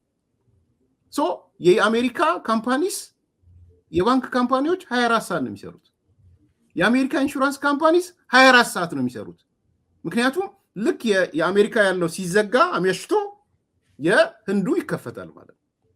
በዚህ ምክንያት ህንዶች እንግሊዘኛን ፎከስ አድርገዋል። ለምንድነው እንግሊዘኛ ፎከስ ያደረጉት? የስራ እድል ስለፈጠረ። ያውም የት ሆኖ? ህንድ ተቀምጦ። አድቫንቴጁን ደግሞ ልንገርህ። አሜሪካው ደግሞ የአሜሪካው ሰው የአሜሪካ የባንክ ካምፓኒው አንድ ሰው ስራ ቢቀጥር በትንሹ $6,000 $5,000 ነው የሚከፍለው በትንሹ። ኦኬ ህንድ ሀገር ግን 6 ሰው ይቀጥርበታል $1,000 ብቻ። ሌበሩንም ብዙ ሌበር ያገኛል ከህንድ። ኢንተርናሽናሊ ዓለም እየተሳሰረች ስለሆነ የኛ እንግሊዘኛ ማወቅ ኢንተርናሽናል ሰው ነው የሚያደርገን። ኦኬ ስለዚህ ቋንቋን ከብሔር ከማንነት ነጥሎ ማውጣት፣ ቋንቋ የመግባቢያ መሳሪያ የኢኮኖሚ አቅም ስናደርገው ህንዶቹ ወደ አሉት ነገር እንሄዳለን። ለዚህ ነው አሜሪካ ሲመሽ ህንድ ይነጋል፣ ህንድ ሲመሽ አሜሪካ ይነጋል። ደን ደግሞ አድቫንቴጁ የአሜሪካ ካምፓኒስ 24 ሰዓት ነው። የምሬን ነው የምልህ። ማንም አሁን እናንተ የሚሰማ አሜሪካ ውስጥ ያለ ሰው ሌሊት ይደውልና ሄሎ ብላ የምታነሳው ወይም የሚያነሳው ከህንድ ነው የሚያነሳው፣ ከዴሊ ከምናምን ነው የሚያነሳው። ስራ ተፈጠረላቸው እዛም ያሉ እንግሊዘኛ በመቻላቸው። ይህን ነገር ኢቭን ኢትዮጵያ ውስጥም እንግሊዘኛንም አንድ የስራ ቋንቋ አድርገን መሄድ በፌዴራል ደረጃ ጠቃሚ ነው። አሁን እንደ እውነት እንነጋገር ከተባለ ሸራተን ብትቀጠር እኮ እንግሊዘኛ ነው አታውቅም? ልክ ነው። ኢትዮጵያ ንግድ ባንክ፣ ብሔራዊ ባንክ፣ ኮሜርሻል ባንክ ብትቀጠር በሙሉ ባንኮቹ ጋር ያለው እንግሊዘኛ አይደለም? ሄደ ፎርም የምትሞላው ምን እውነት አይደለም? ስለዚህ ኢቭን ከ9ኛ ክፍል በኋላ ጀምሮ ብዙ የምንማረው በእንግሊዝኛ። እሱማ አረብኛም እኮ ለምሳሌ ኡስታዝ አረብኛ ለመቻላችን ኡስታዝ በሽር በዚህ እኮ የሚጠቀሱት በጠቅላይ ሚኒስትሩ ደረጃ የሚነሱት የሚወደሱት እኮ ከአረቡ ዓለም የሚነሳውን ፕሮፓጋንዳ በተለይ የአባይ መነሻ እኮ ግብፅ ያደረገችው እኮ ግብፅ በአረብኛ በሰራችው ፕሮፓጋንዳ ነው። አንድ በአረብኛ የሚሞግት ሰው ቢገኝ ኖሮ ያ እስከዛሬ የሰራችው ነገር አይሰራም ነበር። ወይም ባንጠላው ቋንቋውን ይሄ የአረብኛን ቋንቋን ታውቃለህ፣ አመለካከት ችግር አለ ከእስልምና ጋር የማጣመር ነገር። እንግዲህ ግብፅ ያለ ኦርቶዶክስ እኮ በአረብኛ ነው እንትን የሚለው የሚቀድሰው እግዚአብሔርን ፈጣሪውን የሚያመሰግነው። እና አንዳንዴ የአስተሳሰብ ችግር አለ። ቋንቋዎችን የሆነ ወይ ብሔር ወይ እምነት የመስጠት ነገር ችግር አለ ነው። ስለ ቋንቋ ያው ይሄ ነው ትልቁ ቁም ነገር ማጠቃለያ ከብሔር ማንነት ቋንቋን እናስወጣው የማንነት መገለጫ ከእምነትም ስላለ ከማንነት ካወጣኸውና የመግባቢያ መሳሪያ ካረከው ያከትማል ይሄ ነገር ዘን የህዝብ ጥያቄ ከሆነ ትመልሳለህ እኮ ችግር የለውም ይሄ ማለት የህዝብ ጥያቄ አልመልስም አይደለም የኦሮሞ ህዝብ ጥያቄ ነው ኦሮምኛ የፌደራል ስራ ቋንቋ እንዲሆን የኦሮሞ ሊቃን ጥያቄ ነው እሱን ትመልሳለህ ስትመልስ ግን ተጎርታ አይደለም የምትመልሰው ስለሚጠቅም ነው የምትመልሰው እሱን ነው እያነሳው ያለው ስለዚህ ይጠቅማል እኔ ብናገር ኦሮምኛ ይጠቅመኛል ቴዲ ኦሮምኛ ቢናገር ይጠቅመዋል የተጋሩ ልጆች ኦሮምኛ ቢናገሩ ይጠቅማቸዋል የሚጎዳቸው ነገር የለም ትልቁ ችግር ሪሶርስ ነው ሪሶርስ እስካለ ድረስ ምንም ችግር የለውም የብሔር መጓተቻ አናድርገው ከብሔር ፖለቲካ ጡዘት እናስወጣው ነው እያልኩ ያለሁትና በዛ እንዲታይ ነው ፈልገው እንደ አዲስ እንግዲህ ያዩ ሰዎች በዚህ ቢመለከቱኝ መጽሐፉንም ወደ ኋላ ሄደው ቢያነቡ 10 ዓመት ነው ኤርሚ ያው አንዳንዴ በመንጋ ማሰብ ትንሽ አስቸጋሪ ነው እንግዲህ ከ10 ዓመት በፊት ብልጽግና አልነበረም እና አንተም ስልጣን ቢሆን ስልጣን በቃይ ብለህ ሄድክበት ጊዜ ነው እውነት ለስልጣንም ከሆነ ማለት ነው እኔ ያው እረዳለሁ አንዳንዴ ያታግዛቸው የምጠይቃቸውን ሰዎች አታግዝ ይባላለሁ እንግዲህ ራስህን ድምዳሜ ከሰጠ በኋላ ስለሆነ ችግር የለው እስኪ ቀጣይ ወደ አልኩት ጥያቄ እና ማታ አዲስ ኮምፓስን ስመለከት ነበር እንግዲህ አዲስ ኮምፓስ የተመልካች አባል ነኝ ቋሚ ተሰላፊ ነኝ እውነት ያንተን ፕሮግራሞች በማይ ጊዜ በማላይበት አንግል ስለምታሳየኝ በዚህ አጋጣሚ ማመስገን እፈልጋለሁ ኤርሚያስ ማታ ካነሳቸው ትንሽ እንደው ቢብራራ ብዬ እንትን ያልኩት አንዱ የታማኝ ጉዳይ ነው ከ10 ታማኝ አንድ አዶናይ የሚል ሐሳብ አንስተሃል እንደው ከምን አንግል ነው ይሄን ሐሳብ ኤርሚያስ ያነሳው ከ10 ታማኝ አንድ አዶናይ አንዳንዶች በመጥፎ አይተውት የጻፉ ያየው ነበር ቆርጦ አውጥተውትም እንግዲህ ያው ዘመኑ ይሄ ስለሆነ ሙሉ ስዕል የማየት ችግር እንዳለ አውቃለሁ እሱን እየገባኝ ነው ዘመኑም እንደዛ ፖስት ትሩዝ ነው እና እኔ ለመስራት የሞከርኩት ከ10 ዓመት በፊት በህዝብ ውስጥ ተሰሚነት ያለው ማን ነው ከአቅራቢያ ይልውሰድ ብዬ ማለት ነው ህዝብ የሚያሰባስብ ፋይናንስ የሚያሰባስብ ሚዲያ የሚመራ ኦዲየንስ ያለው በየትኛውም በኦሮሞም በአማራውም በምኑም በኢትዮጵያኒስቱ በአብዛኛው በሙስሊሙ በኦርቶዶክሱ በምኑ በሚሊቴሪው በቀድሞ ሰራዊት በምናምን እነሱ እንደማመርኩና ለኔ ግዙፉ ሰው ታማኝ ነው በጣም ያየውትና በተጨባጭ ያየውት ስለሆነ ማለት ነው አንዳንድ ጊዜ ኢሳት ያለው ወደ ተለያየ ስቴቶች ሲሄድ እሱ ካልመጣ ቅር ብሏቸው የሚቀሩ ብዙ ሰዎች እንዳሉ አውቃለሁ ዲቴል አልገባም በዛ እሱም ባለመምጣቱ ብቻ የሚቀሩ ሰዎች እንዳሉ አውቃለሁ አንዳንድ ስቴቶች አሴሆል ማለት ይቻላል የሞቢላይዜሽን ፋክተሩ በጣም ትልቅ ሞቢላይዝ የማድረግ አቅም አለው ግንቦት 7 አባል አልነበረም ብዬ አምናለሁ አላቅም ስለሱ ግን ግንቦት 7 ሲነሳ ታማኝ ይነሳል ለምን እንደሚነሳው ሞቢላይዜሽን ፋክተር ስለሆነ ማለት ነው እነሱም አይ ቲንክ አቅፈው ደግፈው የያዙት ይመስለኛል ከመመለከተው ነገር ተነስቼ ያ ዘመን የዛሬ 10 ዓመት በፊት የነበረው ዘመን ሞቢላይዜሽን ላይ ስታስብ ህዝብ በማነሳሳት በማነቃቀፍ ፋክተር ላይ ቁጥር 1 የሚጠራው እኔ ባለውበት እንትን ዙሪያ ታማኝ ነው ከዛ እሱን ወሰድኩና ኦኬ በአሁኑ ዘመን ደግሞ ብዬ ካልኩሌት አደረኩት ሳይ ዘመኑ ቲክቶክ ነው ዘመኑ የነ አዶናይ ነው ሞዴል አድርጌ ወሰድኩት አዶናይ ፖፑሌሽን ሬሾ ባይ ዘ ዌይ ሞቢላይዝ ያደረጉትንም ቁጥር ማቴማቲካሊም ካልኩሌት አደረኩት ማቴማቲካሊ ምን ያህል ነው ታማኝ ሞቢላይዝ ማድረግ የቻለው ይሄ ልጅ ደግሞ ሞቢላይዝ ማድረግ የቻለው 10 ታይምስ ከዛ በላይ ነው ሞቢላይዝ ያደረገው ኦኬ በብዙ ነገሮች ስመለከት ኢንፍሉዌንስ ኢንተርናሽናል ኢንቫይዘው አሁን አንዳንዴ ብዙ እናወራው ኢትዮጵያ ለኢትዮጵያ በሚል ብቻ ነው ምናወራው እንጂ ኤክስተርናል ኢንቫይሮንመንቱን ረስተን የኖርን ስለሆነ ዓለምን ተጽዕኖ የሚያሳድር ላይ ግምት አንከት። እኛ ኢትዮጵያውያን ለኢትዮጵያውያን ነው የምንነጋገረው። በአንድ በኩል ለምሳሌ የታማኝ ተጽዕኖ ሞስት ኦፍ ኢትዮጵያ ላይ ነው እና ኢትዮጵያውያን ላይ ነው። አሁን የመጡት ልጆች ግን ተጽዕኗቸው ኢትዮጵያን ላይ ብቻ አይደለም። በአፍሪካ ብትሄዱ፣ በአውሮፓ ብትሄድ በምናምን ነው። ስለዚህ በቁጥርም ሞቢላይዝ ያደረገውን አየው፣ በስብጥርም ሞቢላይዝ ያደረገውን አየው። ስመለከት ኢስ ሞር ዛን 10 ታይምስ። ስለዚህ በዚህ ዘመን ማህበረሰብን ማነቃቃት ፒአር መስራት የሚቻለው ኤንድ እየተሰራም ያለው በነ አዶናይ አይነት ሰዎች ነው። እኔ አሁን አዶናይ ስል አዶናይ የሚል ብቻ አይደለም ያነሱ የአዶናይ ያንን ጀነሬሽን ይሄ አሁን ያለውን ጀነሬሽን ሪፕሬዘንት ያደርጋል ብዬ ስለማስብ ኦኬ። በትክክልም ደግሞ በነገራችን ላይ በኢትዮጵያኖች ባለው የቲክቶክ ፎሎወሮች ተከታዮች ብዛት አዶናይ ነው በኢትዮጵያኖች የሚመራው። ላግዝ ብዬ ነው። ኦኬ በሚሊዮን ከ4.5 ሚሊዮን በላይ ተከታይ አለው። ኦኬ የመጣውም ልጅ ደግሞ 19.4 ሚሊዮን በላይ ተከታይ አለው። ከዛም በፊት ደግሞ ስፒድ ነበር። ስፒድን በራሱም አይተው ከሆነ ከ50 ሚሊዮን በላይ ተከታይ ያለው ነው። እንደውም ኢትዮጵያ ውስጥ 1 ሚሊዮን ሞልቶለት ኬክ የቆረሰበትና ልዩ ትዝታ የጣለችበት ነች ኢትዮጵያ በራሱ። ይሄን ያደረጉት ደግሞ የእነ አዶናይ ንግግር ነው። እሺ እንቀጥል። ተከታይም አንጻር ቢሆን በሚሊዮኖች ነው የሚከተለው በኢትዮጵያ አንድ መለኪያ ጨመርክልኝ ማለት ነው። ሞቢላይዝ ያደረገው ህዝብ 1፣ በተከታዮች ብዛት 2፣ በስብጥር ከኢትዮጵያ ላይ ብቻ ያተኮረ ሳይሆን ዓለምንም ያተኮረ የሚሆን 3።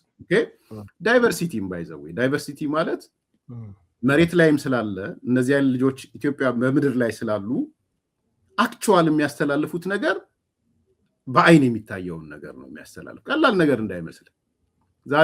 ዛሬ ለምሳሌ የሆነ ቦታ ሄደው አይቻቸዋለሁ። የሆነ አንድ መናፈሻ ወንጪ ነገር ወንጪ አይቻቸዋለሁ። ፊዚካሊም እየሄዱ ነው የሚያሳዩት። ፎር ሹር ወደ ሀረርም ይሄዳሉ። ኦሮሚያ ክልል ከአምቦ ወደ ወሊሶ መንገድ 30 ኪሎ ሜትር ነው። እንዲሁም ደግሞ ሃሮ ደንዲ የሚባለው ደግሞ በቅርቡ ክቡር ጠቅላይ ሚኒስትር የመረቁትና እንግዲህ የጀግኖቹ የትውልድ ቦታ የነደረሱ ዱኬ የነጃጋማ ኪሎ የትውልድ ቦታ ነው። ቦታው ራሱ አድዋ ተመልከት። አድዋ ፊዚካሊ እነዚህ ሰዎች አሉ በተጨባጭ የእንትኑ የዚህ የቴክኖሎጂ ያለበት ኤአይ ያለበት የሳይንስ ሙዚየም በተጨባጭ አሉ፣ አይተናቸዋል። የኮሪደር ልማቱን በተጨባጭ ነው መሬት ላይ ሆኖ ነው እያሳዩ ያሉት።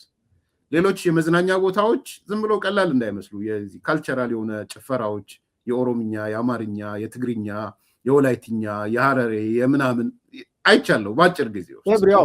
ቶቶት ምሽቱ ብቻ እዛ ላይ ያሳዩት የእነዚህ ነገሮች እንዴት አቴንሽን እንዴት ነው አትራክት የሚያደርጉት? መመዘኛው አሁን ያለው ዘመን የሚፈልገው ነገር ምንድን ነው? ኢኮኖሚውን ጨምሮ አትራክት የሚያደርግ ኢኮኖሚ። ዱባይን አንድ ቪዲዮ ልከልኝ አይቻለሁ። ዱባይ እንዴት እንደሄደች የሚያሳይ የተጠቀሙበትን ስልት ማለት ነው። ዱባይ ብቻ አይደለም ባይዘው ቻይና ቲክቶከሮችን እየፈለገች ትቀጥራለች። ታውቃለህ? እየፈለገች ለምንድነው ድሮ 50 ሴንት የሚባሉ ነው የነበራት። 50 ሴንት ማለት ፌስቡክ ላይ በጻፉት ቁጥር 50 ሳንቲም የሚሰጧቸው ነበሩ። በላይካቸው እና በቪው በላይክ እና በቪው 50 ሴንት የሚሰጣቸው ነበሩ። አሁን ግን ከሱ ይልቅ ቲክቶክም የነሱ ነው፣ እዛ ቻይናዎቹ ጋር ያለ ነገር ነው። ዊዝን ሾርት ፔሪየድ በአጭር ጊዜ ውስጥ ትላልቅ መልእክት ያውም ለአፍሪካም ለምናምንም የሚያስተላልፉ ሰዎች ይጋብዛሉ፣ ይሄዳሉ። የጋናዊው ታዋቂው እንትን እሱ ራሱ ሲናገር ሰምቼዋለሁ። ቻይና እንደ ገቨርንመንት ቀጥራው ነበር የነበረው። ኦኬ እንደ መንግስት ተቀጥራ ስሰራው ነበረ እንትን የፒአር እንዲሰራላት ማለት ነው። ስለዚህ እኔ ያነሳሁት ባጭሩ አንደኛ ዘመኑ ተቀይሯል። በቃ እሱ ላይ መጀመሪያ እንስማማ። የኤርሚያስ ዘመን አይደለም ይሄ ዘመን። እኔ ኤርሚያስ ለምን አያነሱም ታዲያ? የኔ ዘመን አይደለም እኮ ብያለሁ እንዴ። የኔ ዘመን አይደለም፣ የምሬ ነው የምነግርህ። አሁን እንደነ ላይ ምናምን ተሯሩጬ እንዲህ ብዬ የምሰራበት ዘመን አይደለም። የሆነም አልችልም። ደሴም ስቶሪ ለወንድማችን ታማኝም ማለት ነው። ሶ የትላንትናውን ቫልዩ አምጥቼ ዛሬ ደግሞ ያለውን ቫልዩ አይቼ ሳወዳድረው የዚህ ሰው ዋጋ አሁን ዛሬ ላይ ሲሰላ 10 ታይምስ ነው የሚል ማቴማቲካል ቅድም ያልኩን ስሌቶች አስቀምጬ ነው ያነሳሁት። አሁን በፋክቱ ላይ መከራከር ነው። ውሸት ነው ይሄ ፋክት ትክክል አይደለም ምናምን የሚሉ ከሆነ ያምጡ። ለምሳሌ ልንገር፣ አሁን ዝም ብሎ አንዳንድ ሰው ለማጣላት ሲሞክር ስላየው ነው። ትላንትና ቪዲዮ ለቋል ወንድማችን ታማኝ። አዎ አይቼዋለሁ። ኦኬ ቪወሩ ምን ያህል ነው? በቃ ሌላውን ልተውና እኔ አይቼዋለሁ አልናገርም እዚህ። ለምንድን ነው በዛ ደረጃ የሆነው? ኦኬ እና ዶናይ ግን አንድ ቪዲዮ ሲለቁ ምን ያህል ቪወር ነው ያለው? ቪወር እኮ ማተር ያደርጋል ማለት በዚህ በፒአር ስራ ውስጥ። ኦኬ ልክ ነው። ስለዚህ እንትኑ ቁጥራዋሽም የሚለው አዎ ይሄ ነው ዋናው ቁም ነገር እሱ ነው። ግን ትልቅ ሌሰን እንውሰድ ቴዲ። ትልቁ ሌሰን አዲሱ ትውልድ በጣም ከባድ ፈተና አለበት፣ ልናግዘው የሚገባ። እውነቴን ነው። እኔ እንደውም የምሰጋው እሱ ነው። የኛ ዘመን ከኔ በታችም ከኔ በፊትም የነበሩ ሰዎች ዘመን ይሄ ስቲዲ የሚባል ይሄ ግራፍ ስትሰራ ከሞላ ጎደል ስትሬት ላይን ነበር የነበረው። ኦኬ ትምህርት ቤት ትሄዳለህ፣ ትማራለህ፣ ዲፕሎማ ትይዛለህ ወይ ዲግሪ ትይዛለህ፣ ስራ ትቀጠራለህ፣ ትዳር ትመሰርታለህ፣ ልጆች ትወልዳለህ። በጣም እንትኑ ይሄ ስትሬት ላይን አይነት ነው። ኦኬ የቴክኖሎጂ አይጨንቅህም፣ ምን አይጨንቅህም። ያሁን ዘመን ልጆች እየተፎካከሩ ያሉት እየመጣ ካለ ናዳ ጋ ነው እየተፎካከሩ ያሉት። ናዳ እየመጣ ነው። በጣም ትልቅ ናዳ ነው እየመጣ ያለው። ይሄ ናዳ ልጆችን ኮምፒት እንዲያደርጉ ካላረካቸው፣ አብረው እንዲሄዱ ካላረካቸው፣ ስለ ስፒድ ነው እያወራን ያለ ነው። ባይዘው ትክክል። አዎ ስፒዱ በጣም ፈጣን ነው። በጣም ነገ ከነገ ወዲያ ከ30 ዓመት በኋላ ጋር ከኤአይ ጋር ሊወዳደሩ እኮ ነው። ሮቦት ጋር በነገራችን ላይ ጦርነት እንግዲህ ዩክሬንና ሩሲያ ላይ ያየኸው ነው። ጦርነት እኮ በሮቦት ሆነ። ዩክሬን አሁን ሮቦት ነው እያዋጋች ያለችው ከሰው ይልቅ። ቴክኖሎጂ ጋር ነው እየተዋጋ የምትሄደው። እና አንዳንዴ እኔ እንዲህ አይነት ሰዎች እንደውም ከምን ጋር ወስዳቸዋለሁ? ከህዋት ይሄ ተገትረሽ ቅሪ ትለዋለህ አንተ። ቁሞ ቀሮች አሉ። እና ከእንደዛ አይነት ሰዎች ጋር ነው ማለት ለቴክኖሎጂውም ራሳቸውን ሪፎርም ለማድረግ ራሳቸውን አፕዴት ለማድረግ። አንዳንዴ እኮ አፕዴት ስታደርጋቸው ሶፍትዌር የሌላቸው እንደውም ጭራሽ ስዊች የሚሆኑ እኮ ስልኮች አሉ። ምክንያቱም ስፔራቸውም የለም ሶፍትዌራቸውም የለም። እንደውም እስካረጁ እስከጠፉ ድረስ ባላቸው ክብር ባላቸው አገልግሎት እንዲቀጥሉ የምታደርጋቸው ስልኮች አሉ፣ ቴክኖሎጂዎች አሉ። ምክንያቱም አሁን ስፔር የላቸውም። አሁኑ ስፔር 4 ጄኔሬሽን መጥቶ ሳንጨርሰው 5 ሆነ። አሁን ለ6 ጄኔሬሽን ነው እየተሰራ ያለው። ከእንደገና አርቲፊሻል ኢንተለጀንት ሰው ሰራሽ አስተውሎት ካየኸው ኤአይ ቴክኖሎጂ ኢትዮጵያ እንግዲህ የአፍሪካ መሪ ተብላለች። ይሄን ያላት ደግሞ የኢትዮጵያ ፓርላማ አይደለም፣ የአፍሪካ ህብረት ነው ያላት። አፍሪካ ናት ምሪኝ ያለችው፣ አፍሪካ ራሱ አህጉሩ ማለት ነው። እና አንደኛ አገርን ማክበር አለብን ብዬ አምናለሁ። አገራችንን የደረሰችበትን ቴክኖሎጂ እንግዲህ ከዚህ በፊት ክቡር ጠቅላይ ሚኒስትሩም አንድ ንግግራቸው ላይ ያስተውለክ ከሆነ ከዚህ በፊት በተለያዩ የኢንዱስትሪውን መር ላይ ተመርተናል፣ ተከታይ ነው የሆነው። በሌሎች እርሻም ታውቃለህ ተመርተናል፣ እንደውም አላሻሻልነውም። እኛ እዛው ተቸንክረሽ ቅሪ በኦሪት የሚታረስበትን በሬ ጥማድ ቀንበር አሁንም እናርስበታለን። ቴክኖሎጂው ትራክተር ከትራክተር ኮምባይነር እያለ እያደገ የመጣው ኢትዮጵያ ላይ ግን ኦሪት ላይ አባቶቻችን የጥንት በኦሪት በዘመነ ዓለም ዓመተ ዓለም ሲታረስበት የነበረ እርሻ መሳሪያ አሁንም ይታረስበታል። ያንንም አረጎራው እያልን እናቀራራበታለን። ግን ያ ይሆናል ወይ? በማረሻ አርሰን አሁን ኩታ ገጠም እኮ ስንዴ ምናምን የሚባለው እኮ አሁን ነው የመጣው። ከዚህ ከዘመኑ ቴክኖሎጂ ጋር ካልተራመድክ ግብርና እንዲህ ሌላውን ተው ቴክኖሎጂ ኤአይ ምናምን ብትላቸው ስለማይገባቸው በጓራችን ባለው እንኳን ግብርና ምርቱ፣ አመራረቱ፣ ማዳበሪያ አጠቃቀሙ፣ እርሻው ተቀይሯል። ዘዴው ራሱ ይሄ ኩታ ገጠም የሚባል መጥቷል። ኤርሚ እናንተ ከወጣችሁ በኋላ የግብርናው እንትን ከጎረቤት ያለውን አብሮ ቀላቅሎ በማረስ እሱ ነው እየተሰራ ያለውና ይሄን ነገር ስታይ ቴክኖሎጂን ለመቀበል በራሱ አሁን እነ ደብረጽዮን የድሮን ቴክኖሎጂን ለመቀበል የወሰደባቸው ጊዜ በቃ አሁንም መረጎራው አሁንም ተራራ መያዝ አሁንም ምሽግ መያዝ ላይ ናቸው ያሉት። ግን አሁን የትኛው ኤቭሪ እንቅስቃሴ እኮ የሚታወቅ እኮ ጊዜ ነው የደረስነው። ከከፈልክ ለሳተላይት ከከፈልክ ለቴክኖሎጂ ቴክኖሎጂው ከቤትህ ሁሉን ነገር የሚያመጣበት ጊዜ ነው። ከዚህ አንጻር እንደው እስኪ ትንሽ ሀሳብ ላንሳለህ። አሁን ኢትዮጵያ እንደፈለገው ይሰዱት አሁን ፋርሴቡላ ምናምን ይላሉ አያቸዋለሁ ሲጽፉ ገና ልመጣ ነው ወደስ እና የምሬ ነው የምልህ አሁን ያለው ጠቅላይ ሚኒስትር ከዘመኑ ጋር ፊት ያደርጋል። ብንወድም ብንጠላው ከዘመኑ ጋር ፊት ያደርጋል። ቴክኖሎጂ ድሪቭን ነው ጠቅላይ ሚኒስትሩ። በጣም ቴክኖሎጂ ድሪቭን።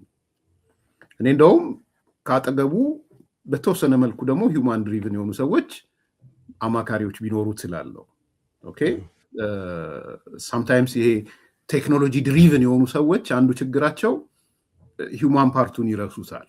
ኦኬ ስለዚህ የሆነ አማካሪ ደጋፊ ምናምን ያስፈልጋቸዋል። ለምሳሌ ልንገር አሁን እያየ ነው የተቀየረ ነገር። እኔ ለብዙ ጊዜ ሲልቨር ስፕሪንግ የሚባል ቦታ ነው ስኖር የነበረው ለብዙ ጊዜ ወደ ቨርጂኒያ ከሜዲ በፊት ሲልቨር ስፕሪንግ ሜሪላንድ አበሾች ብዙም ያለበት ነው እና አንድ ትልቅ ስቶር አለ በጣም ትልቅ እና ያው ቅርቤ ስለነበረ ይሄዳለሁ እዛ ስቶር። ከዛ በኋላ ከ10 ምናምን ዓመት በኋላ መቼለት ሄድኩኝ ለሆነ ነገር እና ያ ስቶር አይ ቲንክ ያኔ ሳስበው ካውንተሮቹ ካውንተር ማለት የገዝተህ የምትወጣበት እንትን የሚደረግበት ማለት ነው። ካውንተሮቹ ወደ 30 ምናምን ካውንተር ምናምን የነበረው ነው። ኦኬ ሰው ማለት 30 ሰዎች ቆመው እስካን ያረጉ ተቆጣጣሪ ሳይሆን እቃውን ይዘህ ትመጣለህ አይደል? እቃውን ይዘህ ከመጣው እቃውን እስካን ያረጉ ሴልስማኖች ማለት ነው የሚሸጡት ማለት ነው። ቁጭ ብለው አይ ዶንት ኖ ምን ሴልስማን ነው የሚባሉት እንትኖች ናቸው። አሻሻጣው እስካን ያረጉ እስካን አርገው ይሄም ክፈል የሚሉ እንደዚህ የተዘረጉ ካውንተሮች ናቸው። በጣም ብዙ ካውንተር ነው የነበረው። ኦኬ ከዛ መቼለት ሲሄድ 4 ካውንተር ሌሎቹ ካውንተሮች በሙሉ ይሄ እንትኖቹ እስካን ማድረጊያው ብቻቸውን ያለ ሰው ነው የቆሙት። ራስ ማለት ገዢው ነው ሄዶ እስካን ያደርገው። ኦኬ ከዛ ጠየቅኳት ሴትዮዋ ነው በቃ ሶሎንግ ኦልሞስት 5 ዓመት ሆነው እንዲህ ከሆነ አለ። ይታይ እንግዲህ 100 ሰራተኛ የነበራቸው ተቋማት ወደ 10 እና 15 ሰራተኛ መጥተዋል።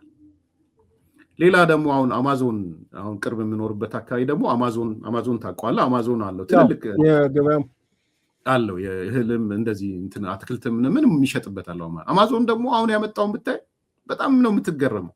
እኔ አጠገብ ያለ እቃውን ገና ስታነሳው እቃውን እስካን አድርጎታል።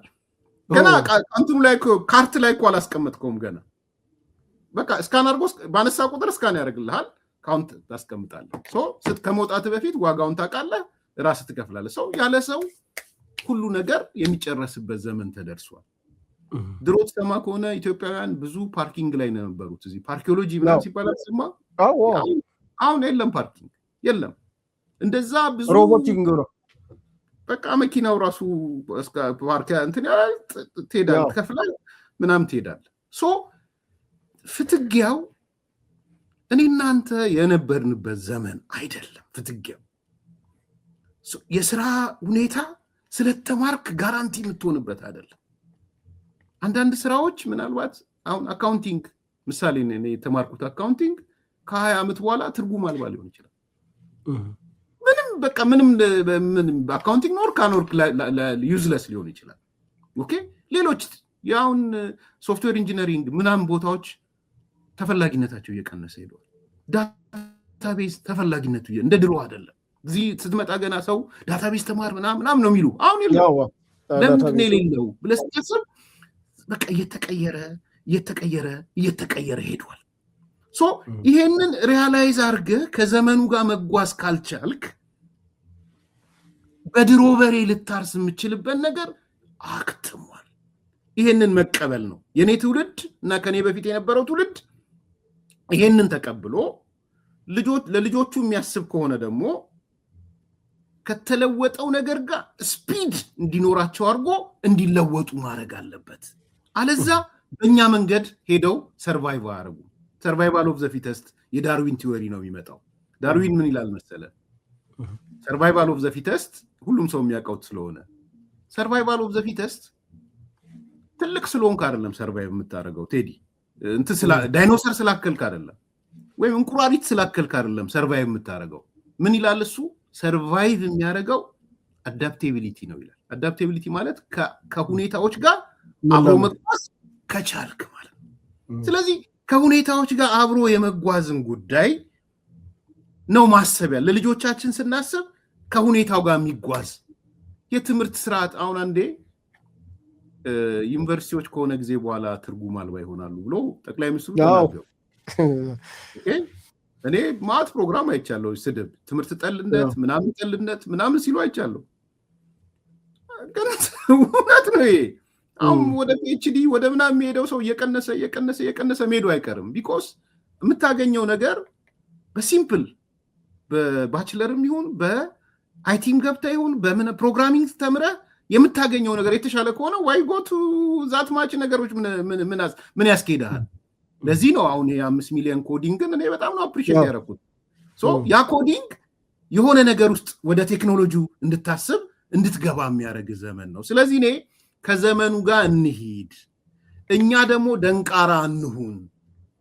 ያለፈብን ትውልዶች ለልጆቻችን ደንቃራ እንሁን። እነዚህ ሰዎች እንደውም አግሬሲቭ ሆነው እንዲቀጥሉ እንደግፋቸው። ወደ ኮሚኒኬሽን ስንመጣ ደግሞ የሚሳሳቱት ነገር ካለ የማረም ስራ የኛ ይሆናል። የማረቅ ኦኬ። ለምሳሌ አሁን አዶናይን ብትወስደው ሞዴል እናድርገውና የሆነ ነገሮች የተሳሳተው እንደነበረ እሱም ያመነበት ያለፈበት ነገር አለ። ተማረ። ሌሎችም አዶናይ ብቻ ሳይሆን ሌሎችም ተሳሳቱና መንግስት እኮ የሆነች ወሰደና ከዛ ጉዳዩን ከማየቱ ልጅ አመሰግናለሁ አዶናይ ብላ እኮ ጻፈችለት። ዋው በነገራችን ላይ እንደው ወደ እንትኑ ልምጣ ብዬ ነው። አንዳንዴ ልጅ ምን ይባላል? ልጅ ወተት ይደፋል እሬት ይልሳል ይባላል። ምንድነው? አለማስተዋልን ነው። አንዳንዴ ሆይታ ጭብጨባ፣ ይሄ ደግሞ ፕላትፎርሙ በራሱ ግርግር አለው እና በዛ ግርግር አንዳንድ ነገሮችን ሲያደርጉ ልጆቹ የተሳሳቱት ነገር ነበር። መንግስት የተወሰነ ህጋዊ ህግ ያለ ሲባል ህጋዊ ነገሮችን ወስዶ ከህጋዊ ከማስቀጠል ይልቅ ይሄ የኢትዮጵያ ህግ ታውቀዋለህ፣ ሽምግልናን ያከብራል ማለት መመካከርን። ከተማመንክ እኮ በነገራችን ላይ ነፍስ ራሱ ከነፍስ ወደ አይደለም ከታረክ የህግ ጉዳይ ብዙም አይደለም ማለት ከተማመነ ባለጉዳዩ ብዙም አይደለም። እና መንግስት አንድ ድል የሚለውን ሰጥቶ መንግስት ተጠቅሞበታል። በዚህ እንግዲህ ከተወቃሽነት ወደ ሞገስ ወደ ተመስጋኝነት መጥተዋል ልጆቹ። በተለይ አዶናይ ደግሞ አዶናይን አመስግነው ጽፋ አይቻልም። እና ምንድን ነው ይሄ ታዲያ? ኦኬ አንደኛ ሊደርሺፑ እውቅና ሰጠው ማለት ነው። ኦኬ ቀላል ሰው አይደለም ይዞ የመጣው። ልክ ነው። እንግሊዝ ሀገር ተጽዕኖ ያለው በመላው ዓለም ተጽዕኖ ያለው ቅድም እንዳልከው 18-19 ሚሊየን ተከታዮች ያሉት ሰው ነው የመጣው። ይሄን ልጅ ነው ተጽዕኖ አሳድሮበት ልጁ ይዞ የመጣው። በስንት ዋጋ ነው የምትከፍለው? ይሄን በየትኛው ፒአር ነው የምትከፍለው? የኢትዮጵያ ኮሚኒኬሽን ጽህፈት ቤት ከሰራ በዚህ ደረጃ ይሄን አስበው ከሰራ ተሰየው ቴንኪው ነው የምላቸው። ጥሩ አድርጋችኋል። ሳያስብበት ብቻ በአዶናይ ብቻ ከተሰራ ግን ነገ ቆም ብለው አስበው የዚህ አካል መሆን አለባቸው። እና እንደ የድሮ ኮሚኒኬሽን ተግባቦት የለም። ቀንስ። እሱ ነገር እያለቀ ሄዷል። የምሬን ነው። እሱን የመቀበል ችግር ነው ያለው። ፖለቲካውም ላይ እኮ ተመሳሳይ ነው ቴዲ። አሁን የኢህአፓ ዘመን የነበሩ ሰዎች የፖለቲካውን ካላኘክ ነው ይላሉ። ዛሬም በችለታ የተቆነ የኢህአፓ መግለጫ ኢንጂነር ሰለሞን አዲስ አበባ እየሰጠ ያን የነበሩትን ኢንጂነር ሰለሞን መተው ተወጧት እንደሆነ ውጧት ከምርጫ እያሉ ከዋሽንግተን ዲሲ ያስገድዳሉ። ተመልከት። ከዚህ እስካልተላቀቅን ድረስ ለዚህ ነው ልቀቁ፣ ስፔሱ የኛ አይደለም። እኛ ከሆንን የመደገፍ የማስተሳሰር ኖርም የማንትን ማለት ልክ ሲሳሳቱ የምታርቅበት ሴት የምታደርገው አጀንዳ ካለ ሳፖርት የምታደርግ ለምሳሌ እኔ ትላንት ምን አልኩኝ እና አዶናይ የአዲስ አበባን የምግብ ስራ የመመገቢያ የተማሪዎች ምገባ ኃላፊነት ወስደው ደግሞ ቢሰሩ አልኩኝ ምሳሌ ነው የምሰጥ ታስቦበታል አልታሰበበትም አላቅም ግን እኔ እንደ አንድ ቢሰሩበት እና አዶናይ ደስ ይለኛል የምግብ የመጋባ ስርዓቱን ከነዚህ ሰዎችም አቅመ ደካሞች ምገባ ማለት ደካሞቹንም የአንደኛ ደረጃ ተማሪዎችንም በትምህርት ላይ ያመጣውን ኢምፓክት ልጆች ምን እንደሚያስቡት መምህራን ምን ያስባሉ አንተ የምትሰራበት ፕሮግራም ጥሩ ይመስለኛል ያንን ለዓለም ብንሸጠው መሸጥ የምትችለው በማን ነው ደግሞ በእነዚህ ልጆች ነው መሸጥ የምትችለው በእነዚህ ወጣቶቹ ነው አብረው እየተመገቡ አብረው እየበሉ አብረው እየሳቁ እኔ አርግ ብትለኝ አልችልም የምሬ ነው ምናልባት ታማኝ ስለሆነ የተነሳው እሱም አርግ ብትለው በእነሱ ስፒድ እና በእነሱ እንትን ማድረግ አይችልም ዘመኑ አልፏል እሱን ነው ለማስተላለፍ የፈለግኩት ሄዲ እስኪ ሌሎች ጥያቄዎች አሉኝ እንደው ትላንትና አንዱ ከተነሳው አንግል የጋዜጠኛ ኤልያስ መሰረት ጉዳይ ነው ጋዜጠኛ ኤልያስ መሰረት እንግዲህ በቀደመው ስርዓት የሚያመጣቸው ጽሁፎች ኦቨር የመደገፍ ነገር ነበር አሁን ደግሞ ኦቨር መንቀፍ ባልከፋ ግን በብሔራዊ እሴቶች በብሔራዊ ጥቅሞች እንደገና ደግሞ ትችትን መፍራት ትችትን መጥላት ላለመስተካከል ወይም ላለማመን የሚታይበት ነው ከእንደገና የተተቸውን ነገር ማታ እንግዲህ አንተም ጋር የተወሰነ በገደምዳሜ ከአየር መንገዱ ጋር በተያያዘ ከማስታወቂያም ጋር በተያያዘ ያነሳው ነገር አለ በውስጥ ባጠናሁት ደግሞ ራሱ ኤልያስ መሰረት በአየር መንገዱ በማስታወቂያም በተለያየም ነገር ተጠቃሚ ነበር እንደው ኤልያስ መሰረት ጥቅም የተነካብኝ አይመስልም ወይ አሁን ዛሬም ፋርሴቡ ላይ ያለ ነው ለዛውም ደግሞ የአይጥ ምስክሯ ድንቢጥ ጀዋር መሐመድን ነው እንዲህ ይላል ብሎ ልክ አበው ይተርታሉ እንደምንለው ጀዋርን ነው የጀዋር አባባል ብሎ ፋርሴቡ ላይ ይላል ብሎ ፋርሴቡላዎች ከእንደገና ሁለት ክፍለ ከተማ ለኔ መልስ ለመስጠት ብልጽግና እያዘጋጀ ነው ብሏል እንደው የኤልያስ መሰረት ሐሳቡ ላይ እስኪ እንይ ምንድነው ስትረዳው እንደው እኔ እንደ ግለሰብ ሳነሳው አነሳኝ ብሎ ይጽፋል ደሞና እኔ አነሳው ግዴለ ስለጻፈ ፐብሊክም ስለሆነ እና ምን መሰለ እኔ ከዚህ በፊት በጣም አደገኛ መልእክት አስተላለፈ የአደገኛ መልእክት ቤተሰብ የሚበትን ጭንቀት ውስጥ የሚከት ደግሞ ጊዜውን ጠብቆ ክረምት ሲመጣ ጠብቆ ነው ክረምት ሊመጣ ሲል ነው ያ መልእክት ያስተላለፈው በጣም ደነገጥኩኝ እኔ ዜናው እውነት መስሎኝ ማለት ነው አንድ ዜና እንዳይመስል ሁለት ዜና ነው ተከታታይ ይሰራው ብዙ ደግሞ ተቀባብለውታል ዜናው ባጭሩ ምን ይል ነበር 10,000 ሰራተኞች ሰኔ ወር ላይ ነው ዜናውን የሰራው ግንቦት መጨረሻና ሰኔ ነው የሰራው በአዲሱ ዓመት መጀመሪያ 10,000 የኢትዮጵያ ሰራተኞች ሊባረሩ ነው ብሎ ሰራ ከዛ እንግዲህ እንደምታውቀው የኢትዮጵያ አዲሱ ዓመት የሚጀምረው ሐምሌ 1 ነው ሐምሌ ነው የመንግስታ ስለዚህ ከሐምሌ 1 ጀምሮ ይባረራሉ ነው የሚለው መቋቋሚያ የሚባል ነገር የለም የተወራ ነገር የለም 10,000 ማለት ቴዲ በ5 ብታባዛ በቀጥታ ተጠቃሚዎች አባዛው ስንት እንደሆነ አዲስ አበባ ነው በአብዛኛው ደግሞ ኦኬ በተዘዋዋሪ ደግሞ የሚጠቀሙ በርካታ አሉ ቤት ኪራይ አለ ምግብ አለ የተነገረ ነገር የለም ተዘጋጁ የሚባልም ነገር የለም አንድ በል ቀጥሎ ተቋማቶቹን ሳይ ደግሞ የሚባረሩት ከኢትዮጵያ አየር መንገድ የሚባረሩት ከፓርላማ ሰራተኞች የፓርላማ አባላት አይደለም ከፓርላማ ሰራተኞች ከአዲስ አበባ መስተዳደር ከመንገዶች ባለስልጣን ከባቡርና ምናምን መስሪያ ቤቶቹ ራሱ ያስደነግጣል። ከዛ እኔ እንዴት ሊሆን ቻለ ማለት በዚህ ዘመን በዚህ ወቅት እና በቃ ተገደው ነው ሲቪል ሰርቫንቱ ወስኗል። ሲቪል ሰርቪስ ኮሚሽኑ ብሎ የሆነ ሰነድም የሲቪል ሰርቪስ ኮሚሽን ፖሊሲ እሷን ሪፈር አድርጓል። ኦኬ ከዛ እኔ ስለደነገጥኩኝ ኢምፓክቱም በጣም አደገኛ ስለሆነ ህዝብ እምቢተኝነትም ሊያስቀሰቅስ ስለሚችል የሆነ ነገር ይምጣ ብዬ በሰው ዶክተር መኩሪያን ለማግኘት እኔ አለቃዬ ነበረ በዚህ በፊት ግን በሰው ነው ያገኘሁት። በሰው እዚህ ሀገር ባለ አመሰግነዋለሁ። ስሙን ስላስፈቀድኩ አልጠራውም እና ዶክተር መኩሪያን አገኘሁት። ሲቪል ሰርቪስ ኮሚሽነሩ ማለት ነው። ዶክተር መኩሪያ ይህን ዜና አይተኸዋል? አላየሁትም። እንደዚህ እየሆነ እንደሆነ አላወኩም። ምንድን ነው 10,000 ሰው ልታባርሩ ነው እንዴ? የምን 10,000? ኧረ እንደዚህ እየተደረገ ነው። ሐምሌ 1 ታባረራላችሁ እየተባለ ነው።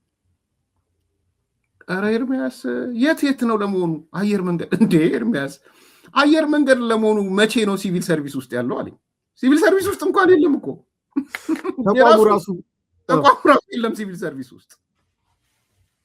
አዲስ አበባ አስተዳደር እኮ የክልሉ ጉዳይ ነው። ከኛ ጋር የሚያስተሳስረው ምንም ነገር የለም። እኛ ወጣ ነው ፖሊሲ የሲቪል ሰርቪስ እንዴት ይተዳደር የሚል ነው ያወጣ ነው። ደግሞ በጣም የሚያናድደው መሰለ፣ በጣም የሚያስደነግጠው የብሔር ስብጥርን ለማካካስ ይላል።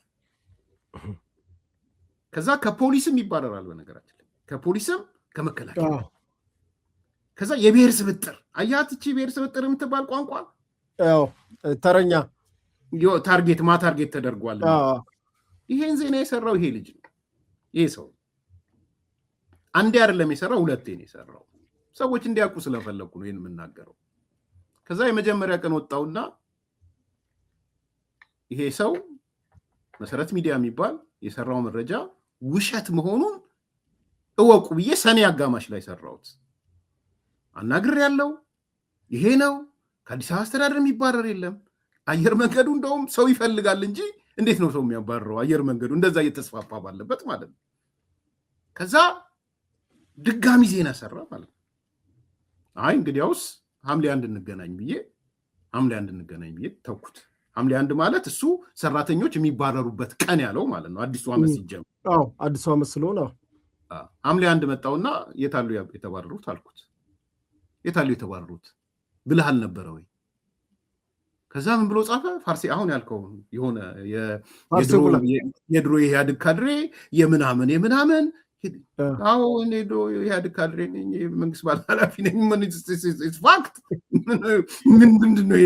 ፋክቱን የሚክደው አንተ ያልከው ነገር አደገኛ ነበር። ይቅርታ ትጠይቃለህ አትጠይቅም ነው ያልኩት። ህዝብን አስደንግጬ ቀውስ እንዲፈጠር የሞራል እና የህሊና ቀውስ ምክንያቱም ምን ይላል? ሶሪ ረሳሁት። የሚባረሩት ይላል አገልግሎታቸው ከ20 ዓመት በላይ የሆኑ ናቸው ደግሞ ይላል። ካን ኢማጂን ቴዲ፣ እያሰብከው ነው? በጣም አንድ መስሪያ ቤት 20 ዓመት ስላገለገልክ ሊያከብርህ ሳይሆን ሊያባረርህ ሲያስብ ማለት ነው። 20 ዓመት ያገለገሉ የብሔር ስብጥር 10,000 በላይ ይቅርታ ጠይቅ ነው ያልኩት። እኔ ሌላ ምንም ነገር አላልኩትም።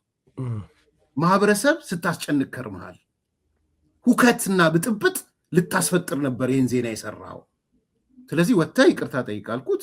እሱ ስለኔ የቀድሞ ኢህአዴግነት፣ የቀድሞ ካድሬነት፣ የቀድሞ ምናምንነት የሆነ አንድ ሰሞን የሆነ ጆተኒ ምናምን የሚሉት ቃላቶች አሉ። የት ገንዘብ ሲከትብኝ እንደዋላ አላውቅም። ሲከተትበት እንጂ የተከተተልኝ ነገር የለም። ሲከተትበት የቀረበ ነው እንደሱ የሚያወራው።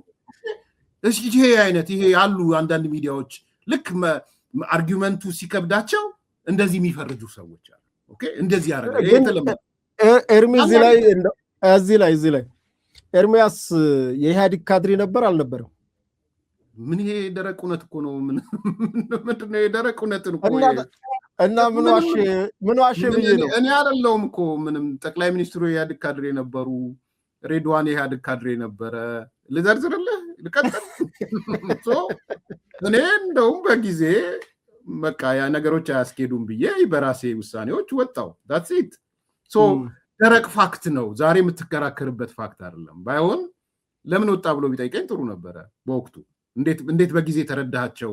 እንዴት በጊዜ አወካቸው? በወጣትነት ምናልባት the youngest ስርዓቱን ለቆ ከመውጣት አንፃር የመጀመሪያው እኔ ነኝ ብዬ ነው የማስበው። ባይዘው the youngest እና ከፍተኛ ኃላፊነት ላይ የነበረ ሰው። ኢንሲደንቶቹንም ሌላ ጊዜ ልነግርህ እችላለሁ። አሁን አያስፈልግም። መልቀቅ ያለብኝ ኢንሲደንቶች ማለት ነው። ስለዚህ ምንም ደረቅ እውነት ነው። ግን ትልቁን ስዕል ለማጥፋት ጆተኒ ምናምን የሆነ ነገር እንደዚህ የቀድሞ ካድሬ የምናምን ብሎ መጣ። ዛሬ አላየሁትም በእርግጥ ግን እኔ መጥቶ ፋርሴ ቡላ ብሎ ቢጽፍ አይገርመኝም። ማይገርመኝ ለምንድን ነው? ጽንፈኛና ጥቅም የቀረበት ሰው ሁሌም ቢሆን ይዋደዳል። ስለተዋደዱ ነው ፋርሴ ቡላ የሚል ቃል ያመጣው። ያ ምክንያቱም ፋርሴ ቡላ አቶ ጆዋር እኮ 2 ዓመት በማይሞላው የ20 ምናምን ካምፓኒስ ባለቤት ሆኖ ነበር። ታውቃለህ? 20 ምናምን ዶክተር ይተና ነው ያጋለጠበት። የሆነ ምናምን ቢሊዮን ብር ከባንክ ተይዞበት ነበር። ይሄም ደግሞ ውጭ ሀገር ያለ ሚዲያ ነው ያጋለጠው። እነዚህ የኢትዮ ፎረም ምናምን የሚባሉት ውስጥ ያሉ ልጆች ናቸው ያጋለጡት፣ ለሰው ሰጥተው ማለት ነው።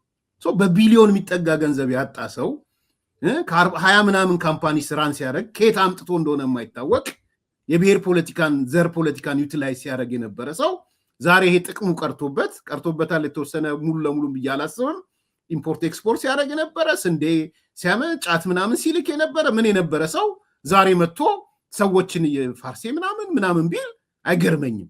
ሴም ስቶሪ ለዛም ሰው ማለት። ስለዚህ እንደዚህ አይነት ሰዎች እኔ የምነግረው ቴዲ እውነቱን ከያዛችሁ የፈለገ እንዲህ አይነት ጫጫታ ቢመጣ እንትን አትስቱ፣ ከመጤፍ አትቁጠሩት። ቢኮዝ ፋክቱን ዲስቶርት ለማድረግ ነው የሚሰራው። እና በዚህ ቤድ አይ ዶንት ኖ ለማውራት ብዙ ፍላጎት አልነበረኝም። ስለዚህ ሰውዬ የግዳው ምላና እንዴ ማወቅ ስላለብን ነው። እንደው እስኪ የድላም ፔጅ ስለ ኢትዮጵያ ኦሪጂን ኢትዮጵያን ያስተዋወቀበትን ስለ ቀደምትነቷ፣ ስለ መልክዓ ምድሮቿ፣ ስለ ድንቅ ስፍራዎቿ አሁንም በአካል እያስተዋወቁት ያለው ነገር አለ።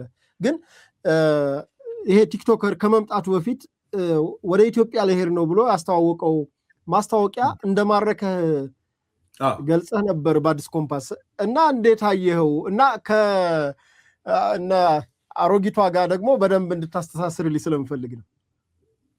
አሮጊቷ ማናት?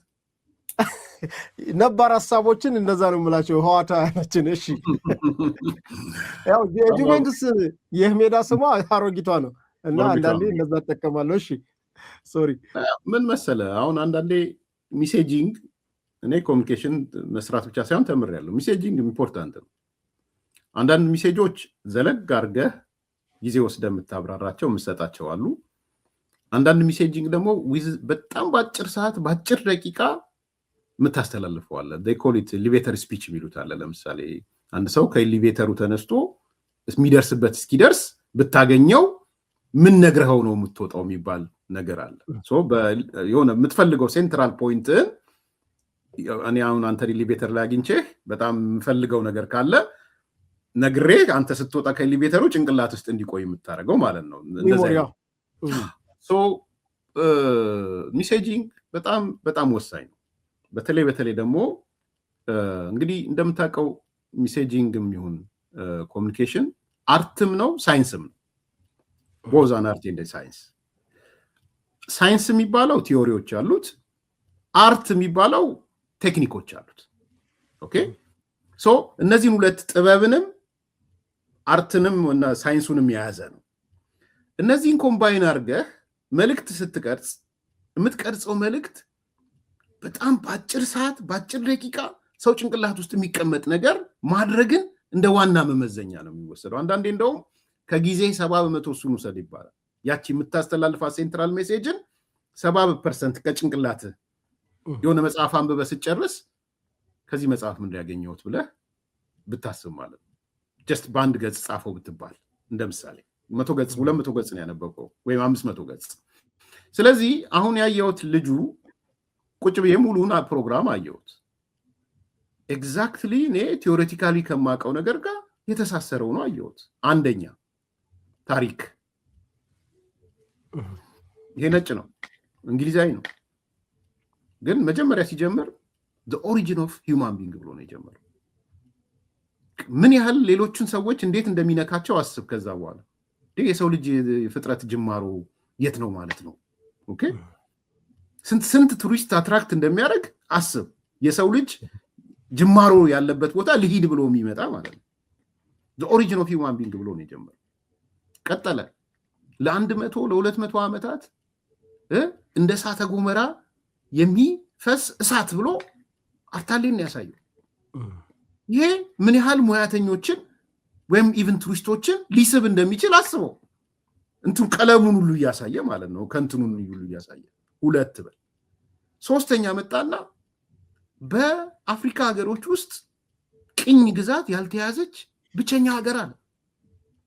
ኦኬ ብዙ ጥቁሮች ብዙ እንትኖች ኢምፕሬስ ይሆናሉ። ማናት ማለት ነው ካሉት ሀገሮች የቅኝ ግዛት ያልተያዘ ወጣቶች ናቸው። ስለ ወጣቶች ነው የሚሰጁ ለ20 ሚሊዮን ወጣቶች ነው።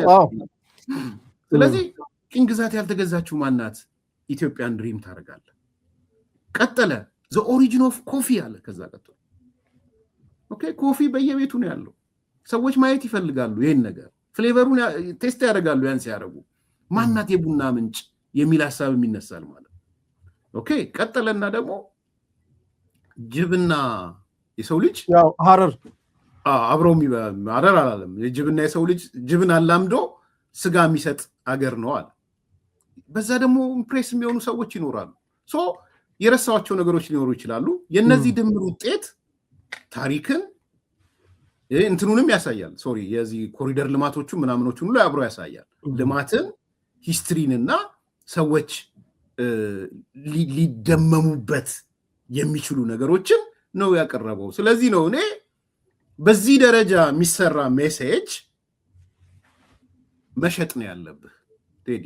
በደንብ ነው መሸጥ። ኢትዮጵያ አየር መንገድ እዛ ፕሮግራሜ ላይ እንዳነሳሁት ተዋውሎ ከዚህ ሰው ጋር ልክ አንተ አየር መንገዱ ስገባ እንደምናችሁ ደህና ናችሁ ምናምን ሰሩ ምናምን ካለ በኋላ ሰዎች ከታሰረ በኋላ ሙቪ የምታይበት አለ አይደለ? እሱ ከመጀመሩ በፊት ይሄ ማስጠንቀቂያዎች ካለቁ በኋላ ይሄን ነገር ቢለቀው እዛ ያለው ሰው ያየዋል። አሁን ለኔና ለአንተ አዲስ ላይሆን ይችላል።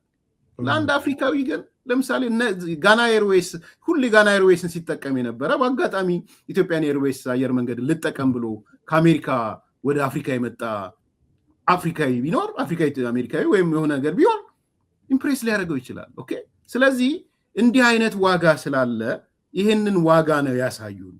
ይሄ ደግሞ በእነዚህ ልጆች ነው ሊሰራ የሚችለው ቴዲ። በእኔና ባንተ የሚሰራ አይመስለኝም። በትላንትና ሰዎች የሚሰራ አይመስለኝም። ከሰሩ ሰርተው ያሳዩንና ኦኬ ሞቢላይዝ አድርገዋል እንበል።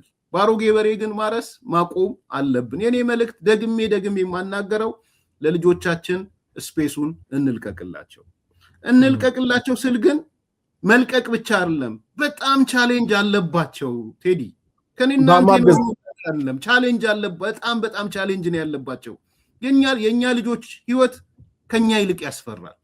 ወይ አብረው ሰርቫይቭ አድርገው ይኖራሉ ፊት አድርገው፣ ወይ ኤክስትኒክት ነው የሚያደርጉት። ስለዚህ ልጆቻችን እናግዝ፣ ስፔስ እንስጣቸው። የነሱ ዘመን ነው። ለቀቅ እያደረግን እንሂድ፣ ጋፓቸውን ግን እንሙላ። የኛ ስራው ምንድነው? ክፍተታቸውን መሙላት፣ ኖርሙን መሙላት፣ የማያውቁት ነገር ካለ መጨመር፣ የምናቀውን ይሄ ተራ የሆነ አናሎግ የሆነ ነገር የምናቀውን ወደ ዲጂታል ሽፍት እንዲያደርጉት አናሎጉን መናገር፣ እንደሱ አይነት ነገሮች ሳፖርት የማድረግ ስራ ነው መስራት ያለብንና ነን ሰብስቲቲዩብል ነው። ከዚህ በኋላ ፖለቲክሱን ለወጣቱ፣ ቴክኖሎጂውንም ለወጣቱ፣ ዘመኑንም ለወጣቱ ይሄን የመስጠት ስራ እንደማጠቃለያም ባነሳ ደስ የሚለኝ ግድ ነው። ቦታ ልቀቁ፣ ቦታ እንልቀቅ። ይሄን ነው ማስተላለፍ ፈልገው ቴዲ። እንደው ከብሔራዊ ጥቅም አኳያ አሁን እነዚህ የሚነሱ ጫጫታዎች አሉ። አሁን የዚህ ቲክቶከሮቹን የማጣጣል ነገር አለ። ግን ከብሔራዊ ክብር ከብሔራዊ ጥቅም አኳያ ሲቃኝ እውነት ተቆርቆረው ነው ወይ? ከብሔራዊ ጥቅም አኳያ ነው ወይ? በተቆርቋሪነት ስሜት በሀገራዊነት ስሜት ነው ወይ? ወይም አሁን ክብርት አዳነችም እንግዲህ አዶናይን ከዚህ በፊት ታውቃለህ፣ በህግ አካሎች ቀድመንም አንስተነዋል። ተገስጾ የተመለሰ ልጅ ነው። ከተመለሰ በኋላ ክፉ ነገር ሰርቶ ነው ወይ አሁን እነዚህ ሌሎች ነባር ጋዜጠኞችም ወይም ፕሮፌሽን ነን የሚሉ ዓለም አቀፍ ጋዜጠኞች ነን የሚሉ አካሎች ኢትዮጵያን የሚያሳጣ ስራ በመስራታቸው ነው ወይ? ማን ነውስ ብሔራዊ ጥቅሙና ብሔራዊ ክብሩን የጣለው ብለህ ታስባለህ? እንትን ነው ቼንጅ ሬዚስታንስ ነው ቴዲ። ስለ ሌላ ጊዜ ስለ ቼንጅ እና ሬዚስታንስ ይሄ እናወራለን። በጣም ትልቅ ቶፒክ ነው። ባይ ዘ ዌይ የለውጥ አንዱ ትልቁ ችግር ቼንጅ ሬዚስታንስ ብዙ ሰው ነው። በለውጥ ቲዮሪ ውስጥ አዲስ ለውጥን የሚቀበሉ ሰዎች ከ20% አይበልጡም። ጥናት ነው፣ እኔ አይደለሁም ያልኩት። ከ20% አይበልጡም። 80% ቼንጅ ሬዚስታንስ አለው። ሰው ኢትዮጵያ ውስጥ የምታየው ነገር በአንድም በሌላም መልኩ ቼንጅ ሬዚስታንስ ነው ያለው። ለውጥ በቃ ተለውጧል። እሱን የመቀበል ያለመቀበል ችግር ነው ያለው ትልቁ። ዛሬ አንተ ጋር ልመጣ ስል የምንወደው ገጣሚ በእውቀቱ ስዩም ከአውሮፓ ወደ አዲስ አበባ ገብቷል እና የሆነ ሰው ነው የጻፈው። በእውቀቱን አግኝቼው አዘንኩኝ ብሎ ነው የጻፈው። አዛኝ ቅቤ አንጓች ብየዋለሁ እኔ ሰውየው። ያዘነው ምንድነው? በእውቀቱን ደወልኩለት ይላል በእውቀቱ ስዩም። ደወልኩለትና እንኳን ደህና ገባህ ስለው አለ ምን እኔን ከጉዳይ የሚቆጥረኝ አለ ወይ? እኔ ቃል በቃል አይደለም እያነሳሁት፣ ከመጤፍ የሚቆጥረኝ አለ ወይ? ዘመኑ እኮ ለቲክቶከሮች ለምን ነው አለኝ ብሎ ኢትዮጵያ ጀግኖቿን የምትረሳ ይለ አየ በእውቀቱን ማዕከል አደረገና ያስተላልፈ የፈለገው ሜሴጅ የራሱ ሜሴጅ ነው ብሎ ሊሆን በእውቀቱም እንደዛ ሊያምን ይችላል። እኔ የእምነት የለውም እያልኩ አይደለም፣ ግን እንደሱ ከሆነ ተገጥረሽ ቅሪ ሆኗል ማለት ነው። ኦኬ ጥሩ ነው። አውሮፓ ላይ ሄዶ አስተዋውቁናል። የኢትዮጵያን ግጥም ምናምን ምን ያህል ወጣቱ ነው ኢምፕሬስ የሆነው በሱ? ኦኬ ምን ያህል ነው ድሪቭን ሆኖ ዋው ብሎ ያየው? ይሄ ነው እኮ ጥያቄው። ከዛ ወንድማችን በእውቀቱን ተጠቅሞ በቃ በጣም ተቀባበሉት። አሁን ባይ ዘ ዌይ ብትገባ ፌስቡክ ላይ ስለ በእውቀቱ የተጻፈውን ነገር ነው የምታነቡት። አሁን ናው ራይት ናው ነው እኮ እያልኩ ያለው። ኦኬ ስለዚህ ምንድነው ያንን ከተናገረን በእውቀቱ እርግጠኛ አይደለሁም ምን ቲክቶከሮችን በእንደዚህ የምትቀበል ሀገር እኔን አልተቀበለችኝም ብሎ ካሰበም፣ ነገር ግን የማዘመን ነው። ኦኬ እንዴት ነው ከሱ ጋር ፊት ማረገው? መሄድ እችላለሁ ወይ አብሬ?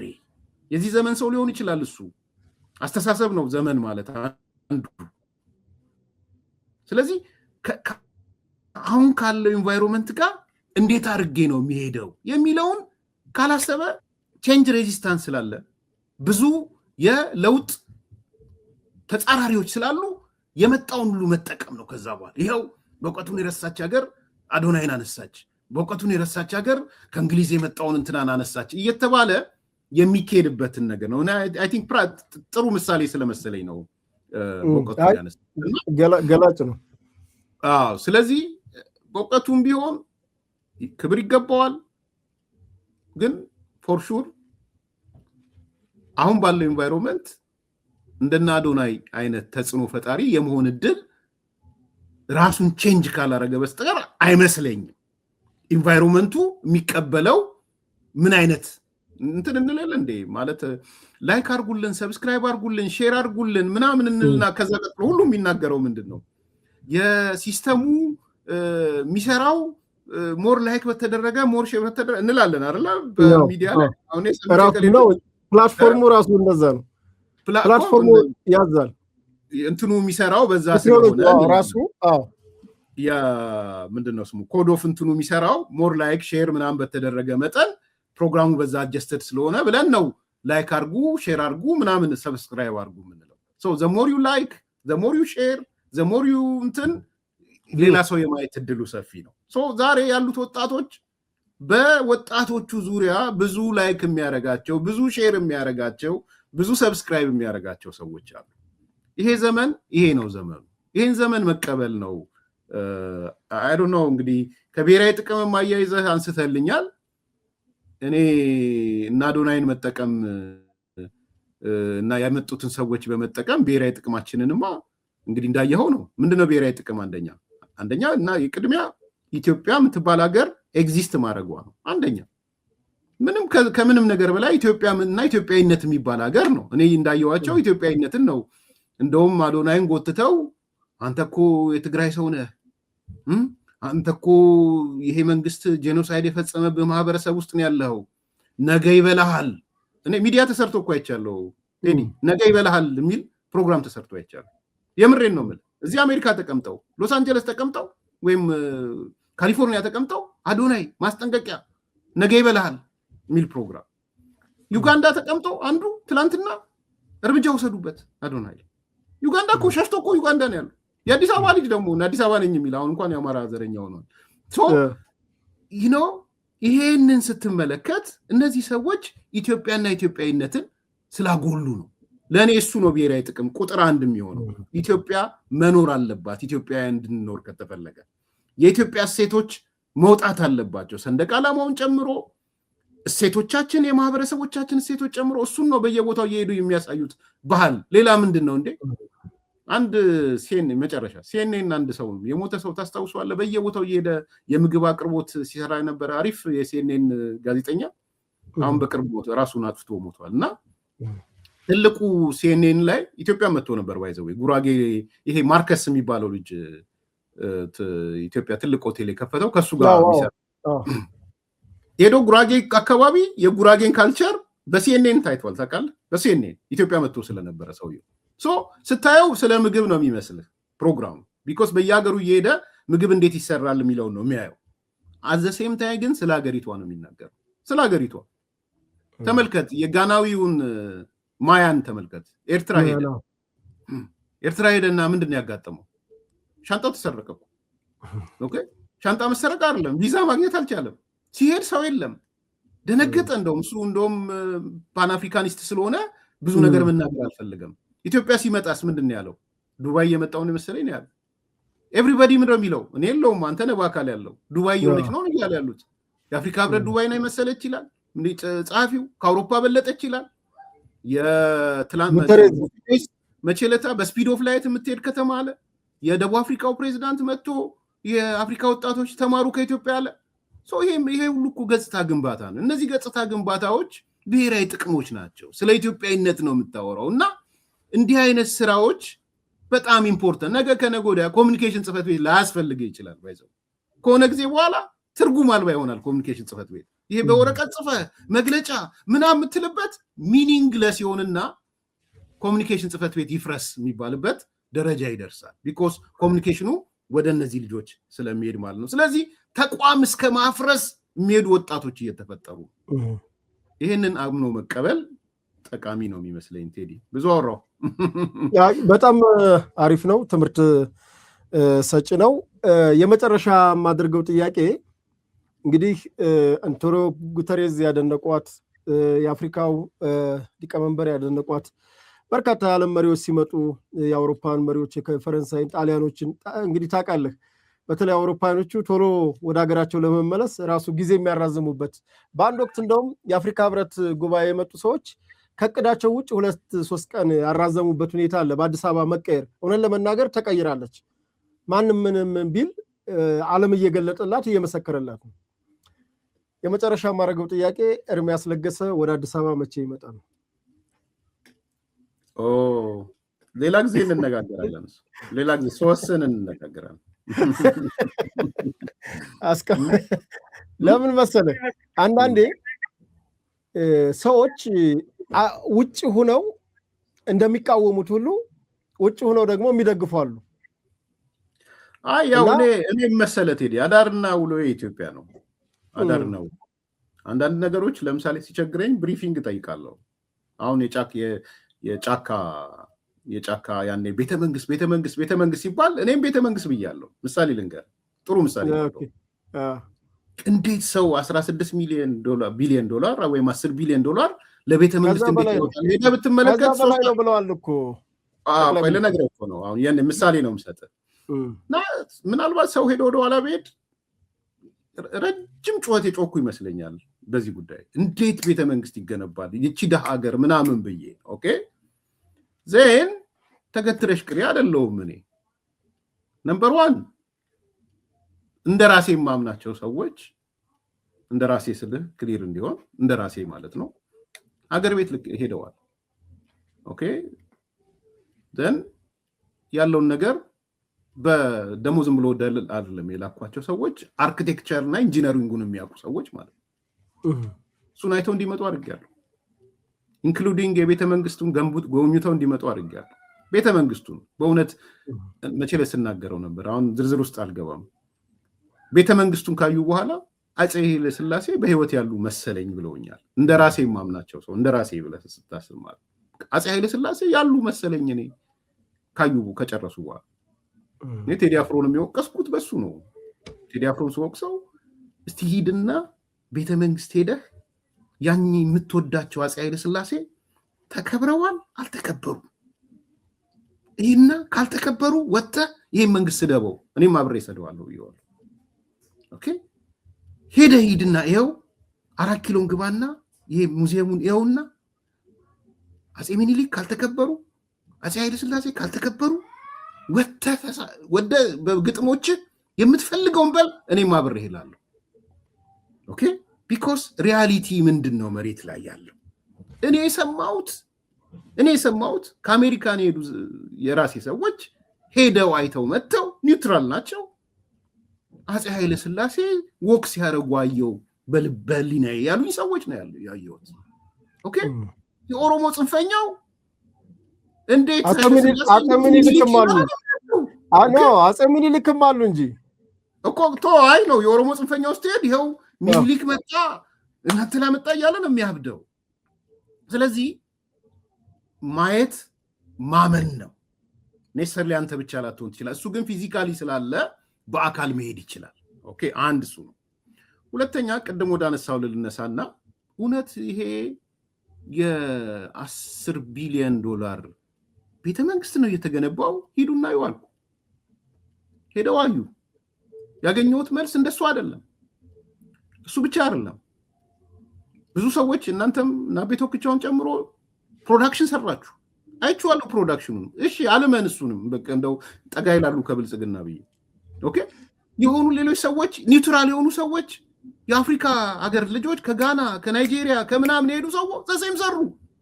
እሺ እነሱም እንደው በገንዘብ በምናምን እንደው እንትን ብለው ነው ብዬ ልበል። ኦኬ ቀጥሎ ደግሞ ገቨርንመንት ኦፊስ ሚዲያዎች ምናምኖች አሳዩን። ኦኬ ተቃዋሚዎች መጥተው ኢትዮጵያ ውስጥ ያሉ ተቃዋሚዎች ይሄንንም ማልንክደው አንችልም ሲሉ ምንድነው ማረገው? ቴዲ ምንድነው ማረገው? ማለት ይሄን መንግስት እንጥላለን ያሉ ሰዎች ይሄን ማሊካዳ አይገባም ሲሉኝ ምን ልበል? 1.3 ትሪሊየን ብር ለወንዝ ዳር ወጥቷል ብለው ሲሉኝ እነዚህ ሰዎች እኮ ተቃዋሚዎች ናቸው። ነገ መንግስት እንሆናለን እኮ እያሉ እየተወዳደሩ ነው። እሱ ብቻ አይደለም። ብሪፊንግ አግኝቻለሁ። የተሰሩ ነገሮችን ኒውትራል የሆኑ ሰዎች ሄደው እኔ አንድ ሰው ልንገርህ፣ ጀነራል ዮሐንስ ገብረ መስቀልን ኢንተርቪው ሳደርግ ድጋፍ የሰጠኝ ሰው እሳቸውንም ኢንተርቪው የሚደረግበት ቦታ ያመቻቸልኝ ምናምን ትልቅ ባለሀብት ነው። የትግራይ ተወላጅ በጣም ኒውትራል ነው። ከዛ የት ነው ህንፃውን አየሁት ነው የት ነው ምናምን አልኩት። አይ ይሄ ከጫካ ፕሮጀክቱ ጀርባ ነው ያለሁት ምናምን አለ። ኒውትራል እንዳልኩ ነው፣ ኒውትራል ነው ምንም ነገር። ኦኬ አንድ ነገር አድርግልኛል፣ ውጣና የጫካ ፕሮጀክቱን ቀርጸህ አሳየኝ አልኩት። ሌላ ምንም ነገር አልፈልግም። እንግዲህ ጀነራል ዮሐንስን ነው ኢንተርቪው ላደረገው ግን ሁሉንም አሳየና ይኸውልህ ከተማችን ነው የምትመስለው ብሎ አነሳልኝ። ስለዚህ በተለያየ መንገድ ፕሩፍ የምታረገው ነገር ካለ የምታረጋግጠው ነገር ካለ የግዴታ ፊዚካሊ መገኘት የለብህም። ህሊናህን ከከፈትክ አንዴ ከታወርክ ይኸውልህ አንድ ዜና ቅድም የእናንተ የስራ ባልደረባ እንዳጠቃለው የስራ ባልደረባችሁን ኢንተርቪው አድርጊያት ነበረ እና ምን አለች?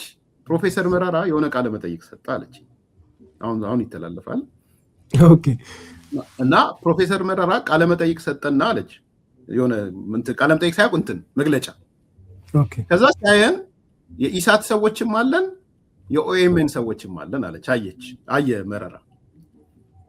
ከዛ እዛው እንትኑን ሳይጨርስ ምንድነው ስሙ መግለጫውን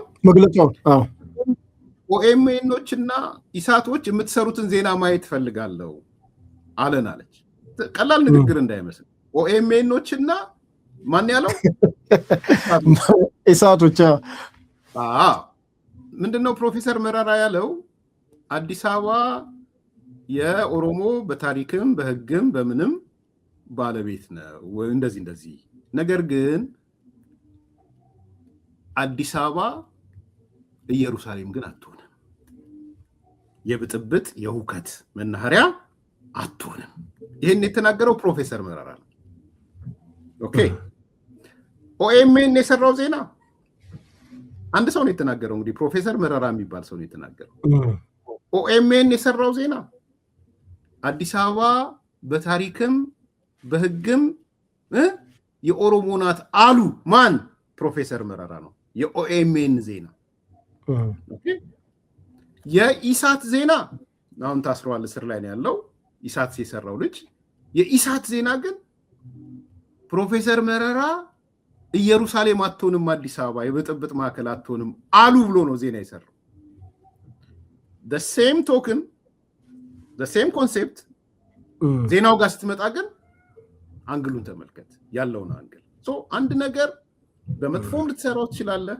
በጥሩም ትለው ትችላለህ የመደመር መንግስት መጽሐፍ መደመር የመጀመሪያው መደመር የሚለው 5-6 አንብቤዋል ሳነበው ግን በኔጌቲቭ ማይንድ ውስጥ ሆኜ ነው ያነበብኩት እንደ አቶ ጌታቸው ረዳ ከሱ በፊት አቶ ጌታቸው በዛን ዘመን እኔ ምክንያቱም በእያንዳንዱ ነገር እናገር ነበር የየመስመሩ ይልኩኝ የየገጹን እየገለጥኩ ይሄ ገጽ እንዲህ ነው ይሄ ገጽ እንዲህ ነው ይሄ ገጽ እንዲህ ነው with the mind of ያንን ነገር ለማጣጣል በሚመች መልኩ ነው ማነበው ይቻላል አይምሮዬን ነፃ አድርጌ አይደለም ያነበብኩት አየህ ስለዚህ the same thing አንድ እንዳይኔ እናንተ አንድ ላይ አንብበ ነው አንተ የምትገልጽበትና እኔ የምገልጽበት ነገር ሊለያይ ይችላል ይሄ የታወቀ ነው ብዙ ጊዜ የማነሳው ነገር አለ ብዙ ነው አወራው ዛሬ ኢሳት ሆነን ኢሳያስ ተናዶ ዘጋው እንትኑ ምንድነው ድንበሩን ዘጋው ኦኬ ዋይ ለምን እንደዘጋው ብዙ ሰው ያውቃል ብዬ አላውቅም ወጣቶቹ ፈለሱበት ወደ ኢትዮጵያ አሮጊቶቹ ፈለሱ ባዶ ልትሆነ ኢሳያስ ኤርትራ ባዶ ራቁቷን ልቀር ሆነ ደነገጠና ዘጋው ይላል እንዳይወጡ ማለት ነው ከዛ የኛ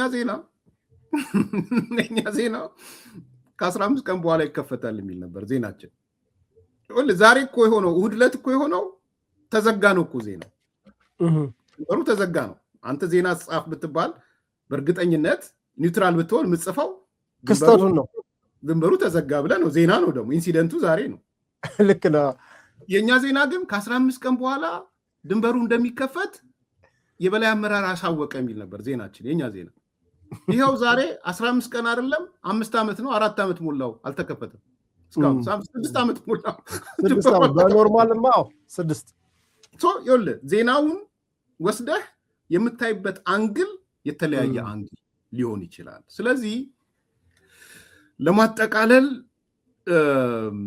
የአዲስ አበባ የመምጣት ያለ መምጣት ሳይሆን ልብን ከፍቶ ትላንትና ከምታይበት አንግል የተለየ ነገር ካለ ከምር መቀበል በዚህ ላይ የሚመጣበት ዱላ ካለ ደግሞ it's okay እሱን መቀበል የሚሰድቡ ምን የሚሉ የታወቀ ነው ዘመኑ ፖስት ትሩዝ ነው ፖስት ትሩዝ ላይ ደግሞ ይሄ ነገር አለ ስለዚህ በተጋፈጥክ ቁጥር ውርጅብኙ ስድቡ ፋርሴ ምናምኑ ገንዘብ ምናምን ይሉ ማአት ስለሆነ እሱን አክሴፕት አድርገ ፕሮፌሰር ብርሃኑ እንደሚለው የአዞ የጉማሬ ቆዳ ይዘ ይው ነው ኤርሚ እውነት ስለሰጠህን ጊዜ ስለሰጠህን ትንታኔ እንዲሁም ለጠየቅናቸው ጥያቄዎች በቀናነት ስለመለስክልን እንዲሁም አድማጭ ተመልካቾቻችን ከዚህ ሐሳብ ከዚህ ውይይት ጥሩ ምላሽ አግኝቷን ጥሩ ነገር ተገንዝቧል ብዬ አምናለሁ እንደ ሚዲያ እጅግ አድርገን እናመሰግናለን ይልመድብህ ነው የምንለው ያው የሐቅና ሳቅ መስኮት ዝግጅት በኤርሚያስ ለገሰ ተጀምሯል ከዚህ በኋላ በውጭ ሀገር የሚኖሩ ኢትዮጵያውያኖች በሀገራቸው ጉዳይ የሚወያዩበት መድረክ ይሆናል ይቀጥላል ማለት ነው ኤርሚም አንተ ታግዘናለህ በኢትዮጵያ ጉዳይ ቢመክሩ ቢዘክሩ የተለየ ሐሳብ ይኖራቸው ማንም ይሁን ብቻ ሐሳብ ያለኝ የሚል መስኮት የሀቅና ሳቅ መስኮት ዝግጅት ክፍት መሆኑን በዚህ አጋጣሚ ማሳወቅ ወዳለሁ። ውድ ሀቅና ሳቅ ሚዲያ በዚህ አጋጣሚ ተመሰናበት ትችላለህ አንተ? ጀሪስትልኝ ጨርሻለሁ። በጣም አመሰግናለሁ። ውድ የሀቅና ሳቅ ሚዲያ ቤተሰቦች ስትከታተሉት የነበረው ከታዋቂው የፖለቲካ ተንታኝ እና የአዲስ ኮምፓስ ሚዲያ ባለቤት ኤርሚያስ ለገሰ ጋር ያደረግነው ቆይታ በዚህ መልኩ ተጠናቋል። ሳምንት በሌላ ፕሮግራም በሌላ ዝግጅት እስከምንገናኝ ሰላም ቆዩን እያል ሚዲያችንን ላይክ፣ ሼር፣ ሰብስክራይብ እንዲሁም የደውል ምልክቱን መጫናችሁን አዘንጉ እንላለን። በተለይ በዝግጅቱ ላይ የተሰማችሁን የትኛውንም ሀሳብ ያለ ገደብ ኮሜንት መስጫ ቦክሱ ላይ ሀሳባችሁን አስተያየታችሁን ስጡን እንላለን። እንዲሁም አዲስ ኮምፓስ አዲስ ሚዲያን ቀጥታ ስርጭት ዘወትር ከምሽቱ 3 ሰዓት ኮመን ነው እየገባችሁ ከኤርሚያስ ለገሰን ተከታተሉ በአዲስ ኮምፓስ ሚዲያ እንላለን። ሀቅና ሳቅም እንዲሁ ቤቶክቹ የቀጥታ ስርጭት ይኖረዋል። እኛ እንኳን ብዙም እንዲሁ ዝግጅት ነው የምናቀርበው። ይሄን ነው የምለው። እንደ ሚዲያ ለሀገር ጠቃሚ ሚዲያ ነውና በዚህ አጋጣሚ ኤርሚን ማመስገን እወዳለሁ። ሰላም ሁንልኝ እላለሁ ኤርሚ። እሺ ዘርትልኝ መልካም ቀን። ሰላም አድማጭ ተመልካቾቻችን፣ እንግዲህ የመጨረሻ ስንብታችን ነው። የሀቅና ሳቅ የዘወትር መልእክት የሆነውን መነሻችንም መድረሻችንም ኢትዮጵያ ናት። ለኢትዮጵያ ሰላም፣ ለኢትዮጵያ ብሔራዊ ጥቅም ተግተን እንሰራለን። ሰላም ቆዩ።